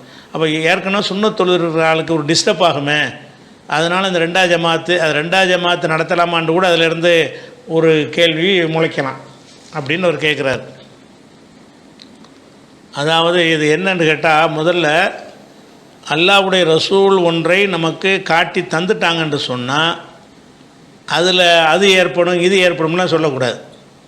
ரசூல்லா காட்டாத ஒன்றை நாம முடிவு செய்யும் பொழுது தான் இதனால் அப்படி வருமே, அதனால் இப்படி வருமே, விடுவோமா செய்வோமான்னு யோசிக்கிற உரிமை இருக்குது. ரசூல்லா ஒன்றை நம்ம கற்று தந்துட்டாங்கன்னு சொன்னால் அதை செய்யும் பொழுது என்ன வருதுனாலும் அது உங்களுக்கு கவலைப்பட அவசியம் கிடையாது. அதை ஆய்வு செய்ய வேண்டிய தேவை உங்களுக்கு கிடையாது. ரசூல்லா 2ஆவது ஜமாத்துக்கு அனுமதித்து இருக்கிறாங்களா இல்லையா? ஒரு மனிதர் ரசூல்லா தொழுது முடித்தவொன்னே வர்றார், லேட்டாக வர்றார். இது திருமதியில் வரக்கூடிய அதிசயம், இன்னும் பல நூல்கள்லையும் வருகிறது. லேட்டாக வந்தவொன்னே ரசூல்லா தொழுது முடிச்சுட்டாங்க, அவர் தாமதமாக வர்றார். தாமதம் வந்தால் என்ன செய்யணும், அவர் தனியாக தான் தொழுகணும்.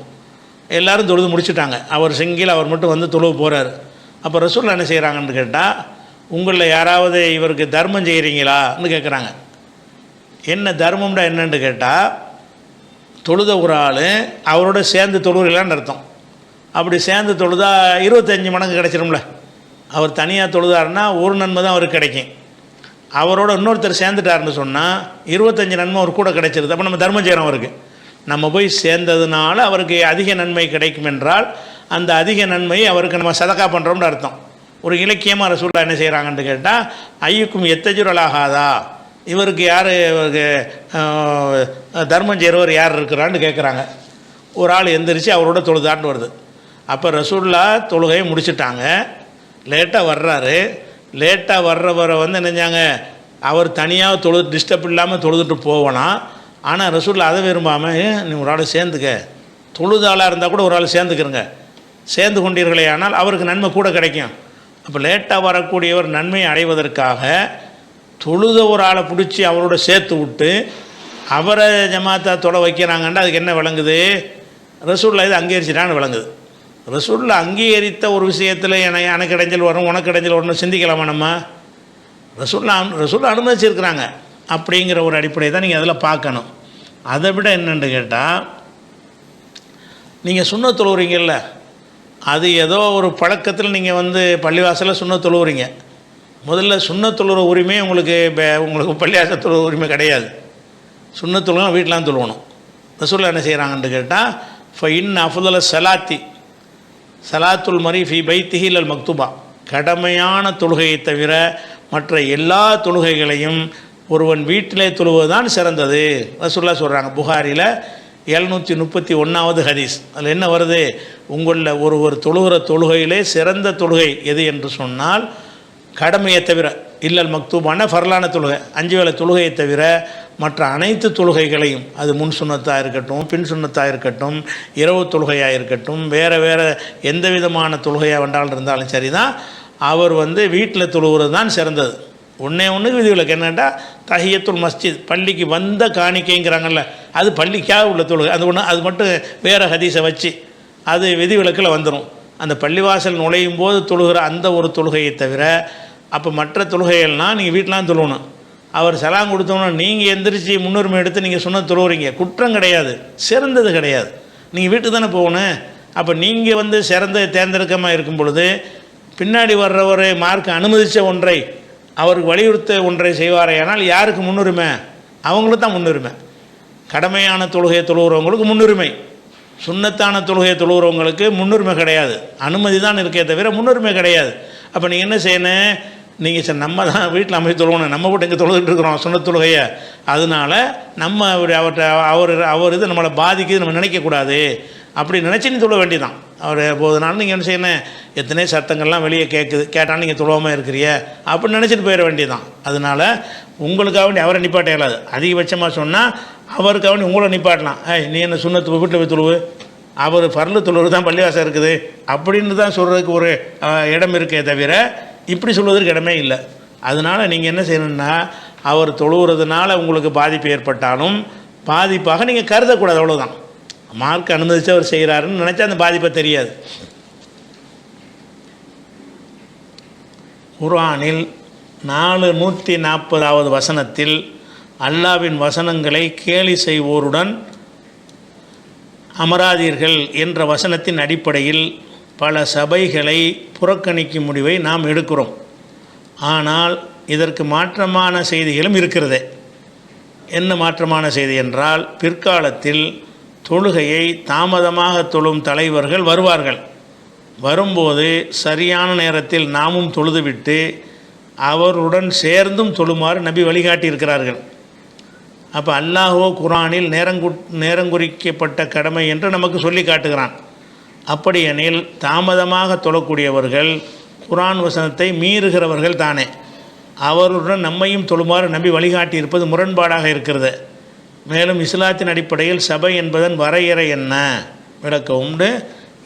இளையாங்குடியைச் சேர்ந்த பாசித் அகமதுங்கிற ஒரு சகோதரர் கேட்குறார். அவர் என்ன கேட்குறாருன்னு கேட்டால், ஒரு சபையில் நீங்கள் அல்லாஹ்வுடைய வசனங்கள் கேலி செய்யப்பட்டு அல்லாஹ்வுடைய வசனங்கள் மறுக்கப்படக்கூடிய காட்சியை கண்டால் அந்த சபையிலே நீங்கள் இருக்காதீங்க, வெளியேறிடுங்க, வேறு காரியத்தில் மூழ்கிற வரைக்கும் நீங்கள் அங்கிட்டு போகாதீங்கன்னு வருது. இது மார்க்க முரணான காரியங்கள் ஒரு இடத்துல நடக்குமானால் அந்த இடத்துல நம்ம இருக்கக்கூடாது. அந்த முரணான காரியம் முடிச்சுட்டு வேறு பஞ்சாயத்துக்கு போயிட்டாங்கன்னா நம்ம அந்த சபையில் இருக்கலாம்னு அந்த வசனம் சொல்லுகிறது. இவர் என்ன செய்கிறார், அதுக்கு மாற்றமான ஒரு சம்பவமாக இந்த சம்பவம் இருக்குங்கிறார். எந்த சம்பவம்? பிற்காலத்தில் சில தலைவர்கள் தோன்றுவார்கள். அவங்க தொழுகையை உரிய நேரத்தை விட தாமதப்படுத்துவார்கள். அப்படி படுத்தினார்கள் என்று சொன்னால் நீங்கள் உங்கள் வீட்டில் நீங்கள் என்ன செய்யுங்க, உரிய நேரத்தில் தொழுதுருங்க. தொழுதுட்டு அவங்க தாமதமாக தொழுவாங்கல்ல, அதில் நீங்கள் சேர்ந்துக்கிறங்க, அது உங்களுக்கு நஃபில் ஆயிரும் அப்படின்ற சொன்னாங்கன்னு வருது. அப்போ இவங்க தொழுகைங்கிறதுக்கு ஒரு நேரம் குறிப்பிட்ட கடமையாக இருக்குது. அதை அந்த தலைவர்கள் மீறுகிறார்கள். மீறினாங்கன்னு சொன்னால் ரசூலுல்லாஹ் என்ன சொல்லலை, மீறுற சபைக்கு போகாதீங்க, அவங்களே மீறி செய்கிறாங்க, அங்கே போய் உட்காராதீங்க, அவங்கள்ட்ட சேராதீங்கன்னு சொல்லாமல் அதுலேயும் சேர்ந்துக்கிறங்கிறாங்களே, இவனு தானே மீறுறான் அப்படிங்கிற அடிப்படையில் கேட்குறார். அதாவது தீமை நடக்கிற சபையில் கலந்து கொள்ளக்கூடாது என்று சொன்னால் இவன் நேரம் கழித்து தொழுகிறதுங்கிறது ஒரு தீமை தானே, அதில் போய் என் கலந்துக்கிற சொல்கிறாங்க, அது புறக்கணிக்க சொல்லணும். அப்போ அந்த வசனத்தில் சொல்கிறதுக்கு மாற்றமாக இது இருக்குது, இதை எப்படி விளங்கிக்கிறதுன்னு கேட்குறாங்க. இது எப்படி விளங்கிக்கிறதுன்னு கேட்டால், அந்த சொல்லுடைய வாசகத்தை வச்சு பார்த்தீங்கன்னா நீங்கள் சொல்கிற மாதிரி தான் வருது. அதாவது தொழுகையை நேரம் தவறி தொழுவார்கள் வருதில்ல, அதாவது லோகர் வக்தை அசர் நேரம் வந்தவொன்னு தொழுகிறது, அசர் வக்தை மகரிபு நேரம் வந்தவொன்னு தொழுகிறதுங்கிற அர்த்தம் தர்ற மாதிரி அந்த வாசகம் இருக்குது. அதுக்கு அந்த அர்த்தம் கிடையாது. என்னடா அப்படி அது தொழுகை கிடையாதுல்ல. தொழுகை வக்து முடிஞ்சிருச்சுன்னா அந்த வக்து முடிஞ்சது தான். இப்போ லோகருக்குன்னு ஒரு ஆரம்ப நேரம் ஒரு முடிவு நேரம் இருக்குன்னு வைங்க, லோகருடைய கடைசி நேரத்தையும் தாண்டி ஒரு அசருக்கு வந்தார்னு வைங்க, அசருக்கு வந்தார்னா அப்படி லோகர் தொழுகை ஏழுமா மார்க்க சட்டப்படி தொழுகை ஏழாது. அப்போ இந்த தாமதப்படுத்துவார்கள் என்பதற்கு நேரடி அர்த்தத்தின்படி பார்த்தீங்க என்று சொன்னால் அந்த வக்து போன பிறகு தொழுவார்கள் என்ற அர்த்தம் தான் அதில் இருக்கிறது. ஆனால் அது அந்த அர்த்தத்தில் இருக்க முடியாது. ஏன்னு கேட்டால் அந்த நேரம் தவறிட்டு அந்த தொழுகை முடிஞ்சு போச்சுங்கிறது தான் இஸ்லாத்துடைய சட்டம். கலாங்கிறதே கிடையாது. நேரம் முடிஞ்சிருச்சுன்னா அந்த தொழுகை முடிஞ்சு போச்சு. அப்போ இதுக்கு என்ன அர்த்தமாக தாமதப்படுத்துவார்கள் என்பதற்கு ரெண்டு அர்த்தத்தை நம்ம கொடுக்கலாம். தொழுகையுடைய நேரம் போகிற வரைக்கும் லேட் பண்ணுவார்கள் என்றும் எடுத்துக்கொள்ளலாம். அல்லது அந்த தொழுகையுடைய கடைசி நேரம், தொழுகை எல்லா தொழுகைகளுக்கும் ஆரம்ப நேரம் ஒன்று இருக்குது, கடைசி நேரம் இருக்கிறது. நமக்கு சிறந்தது எதுன்னு கேட்டால் ஆரம்ப நேரம் தான். வெயில் காலத்தில் லோகர் தொழுகையை தவிர, வெயில் காலத்தில் லோகர் தொழுகையை கொஞ்சம் சூடு தணிஞ்சவுன்னு தொழுவது சிறந்தது இருக்குது. சூடு உச்சி தலையில் இருக்கும்போது தொழுவாமல் கொஞ்சம் லேட் பண்ணுங்கன்ற நேரடியாக சொல்லிவிட்டாங்க. அதனால ஒரு 2 மணி 3 மணியை கூட லோகரை தொழுவலாம். கடும் வெயில் காலத்தில், வெயில் கடுமையில் மக்கள் வருவாங்க, கஷ்டம். அது அல்லாத மற்ற எல்லா தொழுகைகளுமே அதனுடைய துவக்க நேரத்தில் தான் நம்ம தொழுவணும். துவக்கம் முடிஞ்ச பிறகு கடைசி நேரம் தொழுதாலும் இந்த தொழுகை செல்லும். ஆனாலும் சிறந்தது எது? துவக்கம் வக்து வந்தோன்னே தொழுகிற வேண்டியதானே, அதான் சிறந்தது. இந்த தலைவர்கள் வந்து தொழுகை வக்து முடிகிற வரைக்கும் லேட் பண்ண மாட்டாங்க. லேட் பண்ணால் அது மக்களும் வரமாட்டாங்க, யாருமே தொழவ மாட்டாங்க. இவன் அசருக்கு வந்தானா லோகருக்குள்ளே காத்துட்டா இருப்பாங்க, வரமாட்டாங்க. அப்போ என்னன்னு கேட்டால், இப்போ அசர் தொழுகை வர்றான்னா அசருடைய ஆரம்ப நேரத்துக்கு வராமல் சூரியன் தான்னு மறைய போகிற நேரத்துக்கு வர்றது, அதுவும் அசருடைய நேரம் தான். இது கடைசி நேரத்தில் வர்றது. கடைசி நேரத்தில் வந்து தாமதப்படுத்துகிறாங்கல்ல, அந்த தாமதமாகத்தான் இது இருக்க முடியும். நேரடி அர்த்தத்தின் பிரகாரம் நேரங்கழித்து தான் தொழுவார்கள் என்று அர்த்தம் தந்தாலும் அது இருக்க முடியாது. அப்போ நேரம் கழித்து தான் தொழ மாட்டாங்க. அப்படி யாருமே அது தொழுகை கிடையாது. நேரத்தையே முடிஞ்ச பிறகு அவன் அடுத்த தொழுகைக்கு தான் வர வேண்டியவனாக இருப்பானே தவிர அந்த தொழுகையை தொழுகிறது ஆக மாட்டான். அதனால் இவர்கள் செஞ்ச செயல் என்னவா இருக்கணும்னு கேட்டால், நுகரை வந்து அசர் ஒரு 3 மணிக்கு 3:30 மணிக்கு அசர் வந்துடுதா, 6:30 மணிக்கு தொழுகிறது. 6:30 மணினா என்ன, தொழுது முடிக்க சூரியன் மறைஞ்சிரும். அவ்வளோ லேட் பண்ணுறது, அதுவும் லேட்டு தான். லேட்னாலும் வக்தை விட்டு லேட் பண்ணுறது இல்லை, ஆரம்ப நேரத்தை விட்டு லேட் பண்ணுறது. அந்த மாதிரி ஒரு அர்த்தம் தான் இதில் கொடுக்கும். அப்படி இருந்தால் தான் ரசூலுல்லாஹ் அதில் கலந்துக்கிறோன்னு சொல்லுவாங்க. வக்து தவறின பிறகு அதாவது லொஹர தொழுகையை அசர் வக்தில் ஒருத்தன் தொழுகிறேன்னு அறிவிச்சா நம்ம போய் சேரலாம். அதில் ஏன்டா லொஹரை போய் அசர் வக்தில் தொழுகிறேன்னு கேட்டுருவோம், அது புறக்கணிக்கிற சபையாயிரும். இவங்க செய்கிறது வந்து சிறந்ததை விடுகிறார்கள். அந்த பனு உமையாக்கள் காலத்தில் நடந்தது வரலாறுப்படி அப்படி தான் நடக்கவும் செஞ்சு. உமையாக்கள் ஆட்சியில் வந்த பிறகு ஒவ்வொரு தொழுகையும் என்ன செய்வாங்கன்னா கடைசி நேரத்தில் தொழுவாங்க. ஆட்சியாளர்கள் வந்து அவங்களுடைய வேலைகள்லாம் முடிச்சுட்டு சாவகாசமாக என்ன செய்வாங்க, வருவாங்க. தொழுகை நேரம் முடிகிற கட்டமாயிரும். இப்படி தான் அவங்க தொழுகிற வழக்கம் வேறு இருந்துச்சு. அந்த அடிப்படையில் பார்க்கல ரசூலுல்லாஹ் சொன்னது வந்து தொழுகையை அதன் நேரத்தை கடந்து தொழுதாங்கன்னு வைங்க, கண்டிப்பாக புறக்கணித்து தான் ஆகணும். தொழுகைங்கிறது நேரம் குறிக்கப்பட்ட கடமைங்கிற வசனத்தை மீறினான்னு அப்போ தான் வரும். இவங்க நேரத்துக்குள்ளே தான் தொழுகிறாங்க. நேரத்துக்குள்ளே தொழுதாலும் சிறந்ததை விடுறாங்க. சிறந்ததை விடும்போது நீங்கள் சிறந்த நேரத்தில் தொழுதுருங்க, அவன் லாஸ்ட் நேரத்தில் தொழுறானா அதில் போய் சேர்ந்துக்கிறங்க, நஃபில் ஆயிருன்றாங்க. அதனால் அந்த வசனத்துக்கு முரண் இல்லாத வகையில் விளங்கி கொள்வதாக இருந்தால் அந்த பின்னாடி வரக்கூடிய தலைவர்கள் வந்து நேரத்தை விட்டும் லேட்டாக்குவார்கள்ங்கிறத எப்படி விளைக்கிறேன்னு, அவ்வளவு வக்து ஆரம்ப நேரத்தை விட்டு என்ன செய்வாங்க, லேட்டாக்குவார்கள்ங்கிற அர்த்தம் வச்சுக்கிட்டால் ஒரு குழப்பம் வராது. இந்த கருத்தை அனைத்து பேரும் சொல்கிறாங்க. அதாவது நேரத்தை அந்த அர்த்தமே இல்லை. என்னட்டா நம்ம சில விஷயங்கள் வார்த்தையிலேருந்து விளங்குறது ஒன்று இருக்குது, சில விஷயங்கள் பொதுவான புரிதல்னு ஒன்று இருக்குது. இது இந்த கருத்தில் தான் இது சொல்லியிருப்பாங்கன்னு, இந்த கருத்தில் தான் சொன்னாங்கன்னு அனைவருமே சொல்லிடுறாங்க. எப்படி சொல்கிறாங்க, ஒல்முராது பி தஹீரிஹா அன் வக்தியல் முக்தார், சிறந்த நேரத்தை விட்டு தாமதப்படுத்துகிறார்கள் அப்படின்னு வரேன். அதான் உள்ளதுன்னு சொல்லிட்டு நவவி எடுத்துக்காட்டி எல்லா அறிஞர்களும் அந்த கருத்து தான் சொல்கிறாங்க. அந்த அர்த்த அறிஞர்கள் சொல்லாட்டாலும் அதான் அதுக்கு அர்த்தம் இருந்தாலும் சொல்லியும் இருக்கிறார்கள். அது தகவலுக்காக வேண்டி. அடுத்ததாக சையது ஹுசைன் சாத்தூர்லேருந்து கேட்குறாரு. என்னென்னு கேட்குறாருன்னா, நான் கண்டதை நீங்கள் கண்டால் குறைவாகவே சிரிப்பீர்கள், அதிகமாக அழுவீர்கள் என்று நபி ஸல்லல்லாஹு அலைஹி வஸல்லம் அவர்கள் சொன்னார்களே, எதை பற்றி சொன்னார்கள், விளக்கம் தரவும் அப்படின்னு கேட்குறார். ரசூல் ஸல்லல்லாஹு அலைஹி வஸல்லம் அவர்கள் ஒரு தடவை சொன்னாங்க, நான் பார்த்ததை நீங்கள் பார்த்தீங்க என்று சொன்னால் உங்களுக்கு அதிகம் சிரிக்கவும் முடியாது, நிறைய அழுவீங்க, கம்மியாக தான் உங்களுக்கு சிரிக்க முடியும் அப்படின்னு ரசூலுல்லாஹ் சொன்னாங்க. இப்போ நான் கண்டதை நீங்கள் கண்டால்னு சொல்கிறாங்கல்ல, அது எதை பற்றி சொல்கிறாங்க அப்படின்னு இவர் கேட்குறார். இந்த செய்தி வந்து முஸ்லீம்ங்கிற நூலில் வருகிறது. அந்த முஸ்லீம்லேயே சஹாபாக்கள் ரசூலுல்லாஹ்ட்ட கேட்டுடுறாங்க, எதை பற்றி நீங்கள் பார்த்தீங்கன்னு. அதுக்கு ரசூலுல்லாஹ் அது விளக்கமும் சொல்லிடுறாங்க. நீங்கள் பாது ஹதீஸை பார்த்துருக்குறீங்க, அந்த ஹதீஸ்லேயே பிற்பகுதியில் என்ன வருதுன்னு கேட்டால் ரசூலுல்லாஹ் சொல்கிறாங்க, உள்ளதி நஃப்சு முஹம்மதின் பியதிஹி,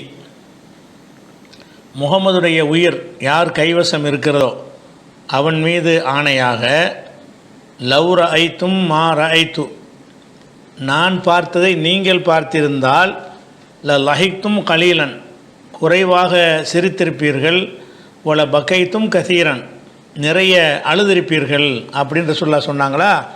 காலு, அப்போ சஹாபாக்கள் கேட்குறாங்க, ஒமா ரஅய்த யார சொல்லலாம், அல்லாஹ்வுடைய தூதரை நீங்கள் எதை பார்த்தீங்க, எதை பார்த்துட்டு இதை சொல்கிறீங்கன்னு கேட்குறாங்க.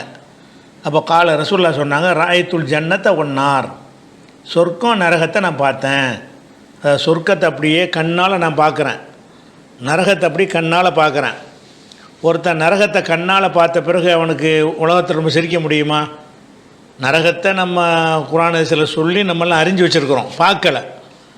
அந்த நரகத்தையே நேரடியாக நம்மளுக்கு கல்ல காட்டிட்டான்னு வைங்க, அந்த நினைப்பு நம்மளை வந்து சிரிக்க விடாது. அப்போ ரசூலுல்லாஹ் எதை சொல்கிறாங்கன்னு கேட்டால், இந்த சொர்க்கம் நரகத்தை பற்றி நீங்கள்லாம் வந்து கேள்விப்பட்டு நம்புகிறீங்க. நான் வந்து கண்ணால் எனக்கு எல்லாம் காட்டிட்டான். சொர்க்கம்டா என்னென்னலாம் இருக்குமோ அது அனைத்துமே இப்படி படம் எடுத்துகிற மாதிரி எல்லாம் காட்டிவிட்டான். அது மாதிரி நரகத்தையும் இப்படி காட்டிட்டான். அதை காட்டினாண்டா நமக்கு என்ன வரும், அதை பார்த்தவர்களுக்கு என்ன வரும்னு கேட்டால், இந்த சொர்க்கத்தை எப்படியாவது அடைந்து ஆகணும் என்கிற எண்ணம் வந்துடும். இந்த நரகத்து பக்கம் போயிடவே கூடாது என்கிற அச்சம் வந்துடும். இந்த ரெண்டு வந்துருச்சுன்னு சொன்னால், இந்த உலகத்தில் சொகுசாக இருக்கணும், சந்தோஷமாக இருக்கணுங்கிறலாம் மறைந்து அதை நினச்சி அழுக தான் வரும், சிரிப்பு ஜாஸ்தியாக வராதுங்கிறாங்க. அப்போ எதை பற்றிங்கிற ஒரு விஷயம் வந்து ரசூலுல்லாஹ் விளக்கிட்டாங்க. ஏன்னா சஹாபாக்கள் கேட்குறாங்க, நீங்கள் எதை பார்த்தீங்க உமா ராயித்தன்னு கேட்குறாங்க. அப்போ ரசூலுல்லாஹ் சொல்கிறாங்க, ராயத்துல் ஜன்னத்தை ஒன்னார். இது முஸ்லீமில் வரக்கூடிய ஒரு ஹதீஸு.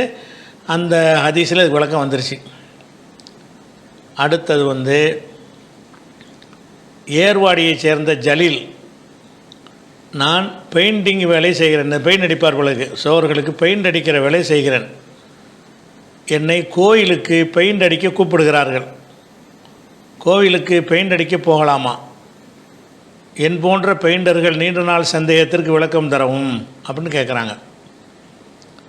அதான் இஸ்லாத்தில் வந்து ஹராமானவை தடுக்கப்பட்டவை என்று தெளிவாக சொல்லப்பட்டுருச்சு. ஹலாலானவையும் தெளிவாக சொல்லப்பட்டு விட்டது.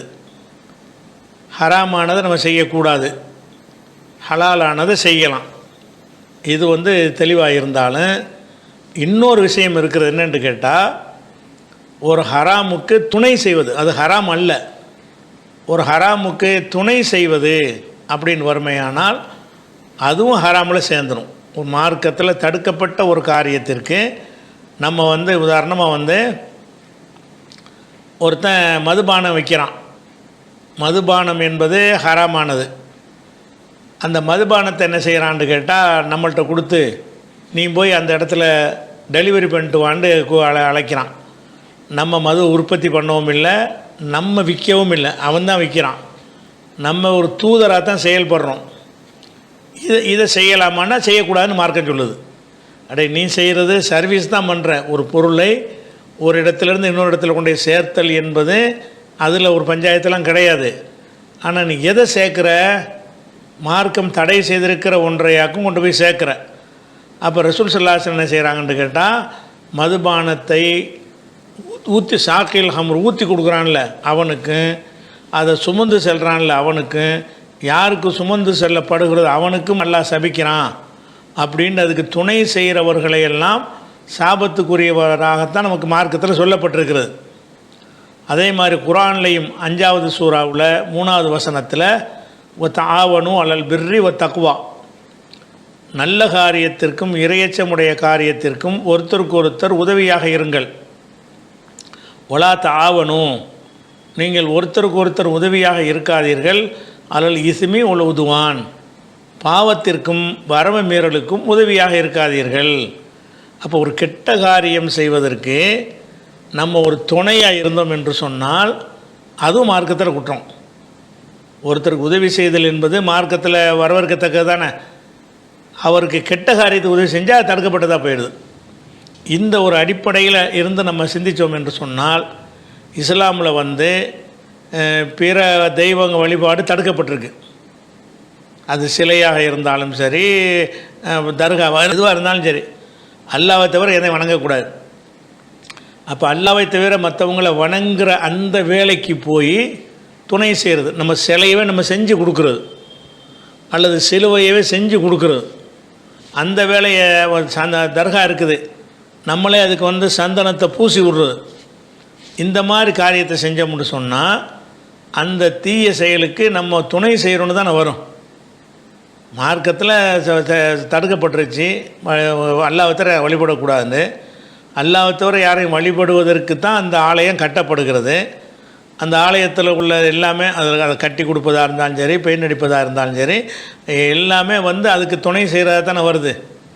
அந்த அடிப்படையில் இது சம்பந்தமாக நம்ம நேரடியாகவே அந்த அர்த்தம் விளங்கினாலும் உலகத்தில் உள்ள அனைத்து அறிஞர்கள்ட்டையும் ஆன்லைன் வழியாக இது குறித்து கேள்விகள் கேட்கப்படுகிறது. ஒருத்தர் விடாமல் இதெல்லாம் செய்யக்கூடாதுங்கிறாங்க. அதாவது கருத்து வேறுபாடு கூட இதில் கிடையாது. என்ன கருத்து வேறுபாடு இடமும் கிடையாது. இது தொழில் தானே, ஒரு வியாபாரம் தானேன்ற இந்த கேள்வியெல்லாம் கேட்கும்போது கூட அனைத்து குரூப்பை சேர்ந்த அனைத்து சவுதி, எகிப்து, சர்வதேச நாடுகள்லாம் உலமாக்கள்கிட்ட இதை கேள்வியாக கேட்குறாங்க. மதுஹபுகள் எல்லாத்தையும் கேட்கும்போது என்ன செய்கிறாங்கன்னு கேட்டால், இந்த மாதிரி சிலை செய்கிறது, கோயிலை கட்டி கொடுக்கறது, அதுக்கு பெயிண்ட் அடித்தல், இதெல்லாம் அல்லாஹ்வுக்கு இணை கற்பிக்கிற ஒரு காரியத்திற்கு நீங்கள் துணை செய்கிறீங்க, அதனால் கூடாது என்று தான் சர்வதேசத்தில் உள்ள அனைவருடைய கருத்தாகவும் இப்படி ஒத்த கருத்தில் இப்போ சில விஷயங்கள் தான் தீர்ப்பளிப்பாங்க. இதில் ஒருத்தர் கூட நான் தேடி தேடி பார்த்தேன், ஏதாச்சும் ஒரு ரீசனை வச்சு இது செய்யலாம், ஒரு வாழ்க்கைக்காக செய்கிறாரு அப்படின்றத பிரித்து பார்த்துருக்குறாங்களான்னு கேட்டால் ஒருவருக்குமே அப்படி தோணவே இல்லை. அப்படிப்பட்ட ஒரு விஷயம் யாராலையும் இதை ஒரு சரியான முடியும் மார்க்கடிப்பில் உள்ளவங்க சில பேர் எல்லாம் சரி, சினிமாவும் சரி, கூத்தும் சரின்னு சொல்லக்கூடிய ஒரு கூட்டம் இருப்பாங்க. அவங்கள்ட்ட கேட்டால் அது என்ன தொழில் தானேம்பாங்க. இவங்க அத்தாரிட்டி கிடையாது. மார்க்க அறிஞர், மார்க்கத்தை அறிந்து குர்ஆன் ஹதீஸ்லையோ இல்லை அவங்க சாரக்கூடிய மதுஹபிலே நின்று பேசக்கூடியவர்களும் கூட இது சரியான செயல் இல்லைங்கிறாங்க. அதனால் இந்த பெயிண்ட் அடித்தல் என்பது நீங்கள் கோயிலில் போய் இப்போ கோயில் சம்மந்தப்பட்ட வேறு தங்குற விடுதிகள் அதுகள்லாம் வச்சுருப்பாங்கன்னா அதுக்கெல்லாம் நீங்கள் செஞ்சுக்கிடலாம். கோயில்னு நேரடி வழிபாட்டோட சம்மந்தம் உள்ளது, அது கூப்பிட்டாங்கன்னு கேட்டால் ஏதாவது வேலை இருக்குதுன்னு சொல்லிட்டு அவங்களும் மதவெறியாகவும் பார்ப்பாங்க. அப்படி பார்க்காத வகையில் இல்லை கொஞ்சம் பிஸியாக இருக்குது அவங்களுக்கு இது விளங்காது. நம்முடைய அந்த கொள்கைக்காகத்தான் நம்ம செய்கிறோம். அது முஸ்லீம் போய் இந்த மாதிரி தர்காவில் கூப்பிட்டாலும் போக மாட்டோன்னு அவனுக்கு விளங்காது. நீங்கள் தர்காவில் கேட்டாலும் தர்காவும் அல்லாஹ்வை தவிர யாரையும் வணங்கக்கூடாதுன்னு இருக்கு, நீ எதுக்குப்பா செத்து போனால வணங்குறேன்னு சொல்லி தர்காவில் இந்த மாதிரி அந்த கோபுரத்துக்கு பெயிண்ட் அடி கூப்பிட்டாலும் நம்ம போக மாட்டோம். ஆனால் அது அவங்களுக்கு விளங்காது. நமக்கு அவன் முஸ்லீம் இல்லைங்கிறதுக்காகத்தான் நீங்கள் அதை ஒதுக்குறீங்கிற மாதிரி அவங்க தப்பை விளங்கிக்கிடுவாங்க. அதனால் பக்குவமான முறையில் ஒரு தவறான எண்ணம் வராத வகையில் அந்த மாதிரி தவறான எண்ணம் வராமல் இருக்கிறதுக்காக சில பொய்கள் கூட சொல்லலாம். இப்ராஹிம் நபி கூட திருவிழாவுக்கு கூப்பிடுவாங்க. அவர் என்ன செய்வார், இந்த திருவிழாவுக்கு போகிறது கோவில் திருவிழாவுக்கு கூப்பிடுவாங்க அந்த சமுதாயத்தில் அவர் வாழ்ந்த காலத்தில். அவர் என்ன செய்வார்னா காலை இன்னி சக்கையும் இல்லை எனக்கு உடம்பு சரியில்லைன்றவர், அதுக்கு போக மாட்டேன் என்பதற்கு பதிலாக உடம்பு சரியில்லைன்னு வீட்டில் படுத்துக்கிடுவார். அப்போ அந்த மாதிரி ஏதோ ஒரு காரணத்தை சொல்லிட்டு செஞ்சு அது கூட மார்க்கத்தில் குற்றம் இல்லை. ஆனால் இந்த மாதிரி விஷயங்களை எடுத்து சொல்லும் பொழுது ஒரு பகை வராத வகையில் அவங்களுக்கு புரிந்து கொள்கிற வகையில் பக்குவமான முறையில் நம்ம என்ன செய்யணும், அதை தவிர்க்கத்தான் வேணும். இது எங்களுக்கு இது வெறுப்புலாம் கிடையாது உங்கள் மேலே. எங்களுக்கு அல்லாஹ்வை தவிர யாரையும் வணங்கக்கூடாதுன்னு ஒரு கொள்கையில் இருக்கிறோம். அந்த கொள்கையில் இருக்கிறதுனால அல்லாஹ்வை தவிர பெரியார் மகான்னு சொன்னால் கூட நாங்கள் போக மாட்டோம். அது எங்களுக்கு கூட கொள்கைக்கு சார்ந்த விஷயம். நீங்கள் உங்கள் வீட்டுக்கு கூப்பிடுங்க வர்றோம், உங்களுடைய வேறு உங்கள் சமுதாயத்தின் சார்பாக வேறு கட்டிடங்கள் கட்டுங்க அது கூப்பிடுங்க நாங்கள் வர்றோம், இதுக்கு தான் முடியாதுங்கிறது தான் எதார்த்தம். இப்படியெல்லாம் விலைக்கு சொல்கிறதுக்கு ஒரு இடமா இருந்தால் நீங்கள் சொல்லலாம். அப்படி இல்லைன்னு சொன்னால் இல்லை கொஞ்சம் வேலை ஏற்கனவே புக்கான வேலைகள்லாம் இருக்குது முடிச்சு கொடுக்க வேண்டி இருக்குன்னு அப்படி ஏதாவது சொல்லிவிட்டு நீங்கள் தவிர்த்து கொள்ளலாம். மலேசியாவிலேருந்து ஹுசைன்கிறவர் கேட்குறாரு, காபாவின் கதவையும் முல்தசம் பகுதியையும் முத்தமிடுவதும் அதில் துவா செய்வதும் சுன்னத்தான்னு கேட்குறாரு. அதாவது காபாவில் போனீங்கன்னு சொன்னால் அந்த காபாவில் நம்ம முத்தமிடுதல் தொட்டு முத்தமிடுதல் என்கிறது ஒட்டுமொத்த காபாவுலையும் 2 இடத்துல தான் செய்யலாம். பாக்கி காபாவில் புனிதம் நினச்சிக்கிட்டு நிலப்படியை தொடுறது, கதவை தொடுறது, அதை முத்தம் குஞ்சுறது, அதை கட்டி பிடிக்கிறது, அதை நெஞ்சோடு அணைத்து கொள்வது என்பதெல்லாம் என்ன செய்கிறாங்கன்னா சர்வசாதாரணமாக செய்கிறாங்க. அந்த கதவுக்கும் அந்த ஹஜருல் அஸ்வதுக்கும் நடுவில் உள்ள பகுதியை தான் முல்தசம்பாங்க. அதை போய் என்ன செய்வாங்க, அப்படி நெஞ்சோடு அணைச்சிக்கிட்டு நிற்பாங்க காபாவை நேசிக்கிறோங்கிற பேரில். இதுகளெல்லாம் இருக்கான்னு பார்த்தீங்கன்னா இப்னு உமர் அறிவிக்கிறாங்க, லம் அர அந்நபிய ஸல்லல்லாஹு அலைஹி வஸல்லம், நபி அவர்களை நான் பார்த்தது கிடையாது, எஸ்தலிமு மினல் பைத்தி, காபத்துல்லாவிலே முத்தமிட்டு நான் பார்த்தது கிடையாது. இல்லர் ருக்குனைனி அல் யமானியைனே, ருக்குனை யமானின்னு சொல்லக்கூடிய ரெண்டு ருக்குனை யமானிங்கிற அந்த பகுதியை தவிர, அந்த ரெண்டு மூளையை தவிர, யமானிங்கிற பகுதியைச் சேர்ந்த ரெண்டு மூளைகளை தவிர வேறு எந்த ஒன்றையும் நான் ரசூல்லா முத்தமிடலை. ருக்குனை யமானின்றா எதுன்னு கேட்டால், அந்த ஹஜருல் அஸ்வத் இருக்குல்ல அந்த இடமும் அதுக்கு நேர் ஆப்போசிட்டு அந்த மூளை, அந்த ஆப்போசிட் மூளை, அது ரெண்டுக்கும் பேர் தான் ருக்குனை யமானிங்கிறது. இந்த ருக்குனை யமானியை தவிர, இந்த ரெண்டு இடங்களை தவிர வேறு எந்த இடத்துலையும் ரசூல்லா வந்து காபாவில், அவங்களும் காபா மதிக்கத்தானே செஞ்சாங்க, கதவை பிடிச்சது, கதவை கட்டி பிடிக்கிறது, அந்த நிலப்படியை இதெல்லாம் ரசூல்லா வந்து செஞ்சு நான் பார்த்தது இல்லை என்று இப்னு உமர் சொல்கிறாரு. இது புகாரில் 1609 ஹதீஸில் இருக்கிறது. அதே நேரத்தில் வந்து சில ஹதீஸுகள், உதாரணமாக இப்னு மாஜாவில் வரக்கூடிய ஹதீஸ் என்ன வருதுன்னு கேட்டால், ரசூல்லா என்ன செஞ்சாங்கன்னா, சும்ம காம பைனல் ஹஜரி உல் பாபி, ரசூல் ஸல்லல்லாஹு அலைஹி வஸல்லம் அவர்கள் ஹஜருல் அஸ்வதுக்கும் வாசலுக்கும் நடுவில் உள்ள இடத்துக்கு வந்தார்கள். ஓ அல்சக்க சதுரஹு எதைஹி ஓ ஹத்தஹு இலேஹி, தன்னுடைய நெஞ்சி, கை, கன்னம் இதையெல்லாம் அதனோடு போய் ஒட்டி கொண்டார்கள். ஹஜருல் அஸ்வதுக்கும் கதவுக்கும் மத்தியில் உள்ள ஒரு சின்ன இடம் இருக்கும்ல, ஹஜருல் அஸ்வத் மூலையில் இருக்கும், கதவு கொஞ்சம் தள்ளி இருக்கும். அந்த கதவுக்கும் ஹஜர் அஸ்வதுக்கும் மூலையில் அந்த இடத்த தான் முல்தசம்னு சொல்லுவாங்க. அந்த ஒரு இடத்தை போய் நினைஞ்சாங்க ரசூல்லா. இது இப்னு உமர் அவர் வந்து கட்டியை பிடிச்சிட்டு சும்மா காலை சொன்னார், ஹாக்கதா ராயித்து ரசூலுல்லாஹி ஸல்லல்லாஹு அலைஹி வஸல்லம் எஃபாலு, இப்படி தான் ரசூல்லாவும் செய்தார்கள் அப்படின்னு இப்னு உமர் சொன்னதாக ஒரு ஹதீஸ். அதே இப்னு உமர் தான் சொல்கிறாரு புகாரில் வரக்கூடிய ஹதீஸில், இந்த ரெண்டை தவிர வேறு ஒன்றையும் செஞ்சு நான் பார்த்ததில்லைங்கிறார். அது ரொம்ப ஆத்தன்டிக்கானதாக இருக்குது. இதில் என்ன இருக்குன்னு கேட்டால், அந்த ரெண்டை தவிர வேறு ஒன்றை சொல்கிறாரு. என்ன வேறு ஒன்று? அதாவது ஹஜருல் அஸ்வதுக்கும் வாசலுக்கும் நடுவில் உள்ள அந்த இடத்தில் வந்து அந்த செவத்தில் போய் அப்படி பள்ளி ஒட்டும்ல செவத்தில் அப்படி ஒட்டிக்கிறது போய் அந்த மாதிரி ஒட்டி கொண்டதை நான் பார்த்தேன், நானும் செஞ்சேன், அப்படி ரசூல்லா செஞ்சதை பார்த்துருக்கிறேன்னு அவர் சொன்னார்னு வருகிறது. இது இப்னு மாஜாவில் இருந்தாலும் இதனுடைய அறிவிப்பாளரில் முசன்னா பின் சப்பாஹ்ன்னு வர்றாரு. இவர் பயங்கரமான பலவீனமான ஒரு ஆள். இவருடைய எந்த ஒரு அறிஞரும் இவருக்கு நற்சான்று கொடுக்கல. அப்படிப்பட்ட ஒரு ஆள் வழியாக அறிவிக்கப்படுறதுனாலையும் இது ஆத்தன்டிக்கான செய்தி கிடையாது. ரெண்டாவது, அதே இப்னு உமர் வந்து இந்த ரெண்டை தவிர வேறு ஒன்று இல்லைன்னு சொல்லிவிட்டார, அப்போ அதுக்கு மாற்றமாக இருக்குல்ல, அப்போ ஏதோ புனைந்து இருக்கிறாங்க, ரெண்டல்ல மூணாவது வருதில்ல, 3 இடத்தாண்டு வந்துருதா இல்லையா இது அப்படிங்கிறது இருக்குது. அதே மாதிரி வந்து தாரகுத்னியில் இதே கருத்து வருகிறது. தாரகுத்னியில் வர்ற ஹதீஸ்லையும் இதே முசன்னா பின் சப்பாஹ் என்பவர் தான் இதுலையும் இடம்பெறுகிறார். அதனால் இது வந்து கிடையாது. அதே நேரத்தில் வந்து இப்னு அப்பாஸுடைய சொந்த கூற்றாக என்ன வருதுன்னு கேட்டால், லா எல்சமு பைனஹுமா அஹதுன் யஸலுல்லாஹ ஷையன் இல்லா இய்யாஹு, யார் வந்து அந்த கதவுக்கும் ஹஜருல் அஸ்வதுக்கும் நடுவில் உள்ள அந்த ஏரியாவில் அவர் கட்டி அணைத்து கொள்கிறாரோ, அணைத்து கொண்டு அல்லாஹ்ட்ட கேட்குறாரோ, கேட்டது எதுவாக இருந்தாலும் அல்லாஹ் கொடுக்காமல் இருப்பதில்லை என்று இப்னு அப்பாஸுடைய சொந்த கூற்றாக ஒரு விஷயம் அறிவிக்கப்படுகிறது.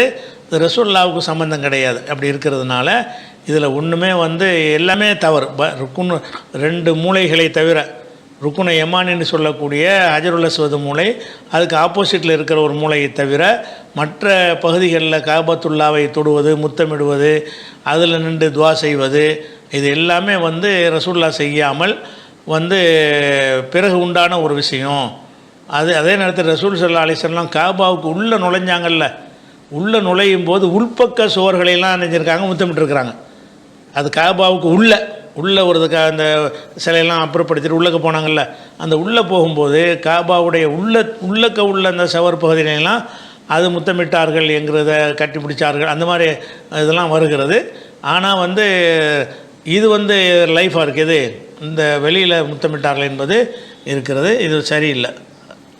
முகமது இப்ராஹிம் முகமது பட்டினம் சவுதியிலிருந்து கேட்குறாரு, புகாரி கித்தாபில் வரும் கீழ்கண்ட ஹதீஸ் இது சரியான்னு கேட்குறாரு.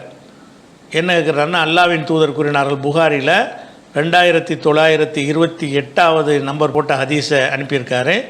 சிறிய கண்களும் சிவந்த முகங்களும் சப்பையான மூக்குகளும் உள்ள துருக்கியர்களுடன் நீங்கள் போர் புரியாத வரை யுக முடிவு நாள் ஏற்படாது. அவர்களின் முகங்கள் தோளால் மூடப்பட்ட கேடயங்களை போன்று இருக்கும்.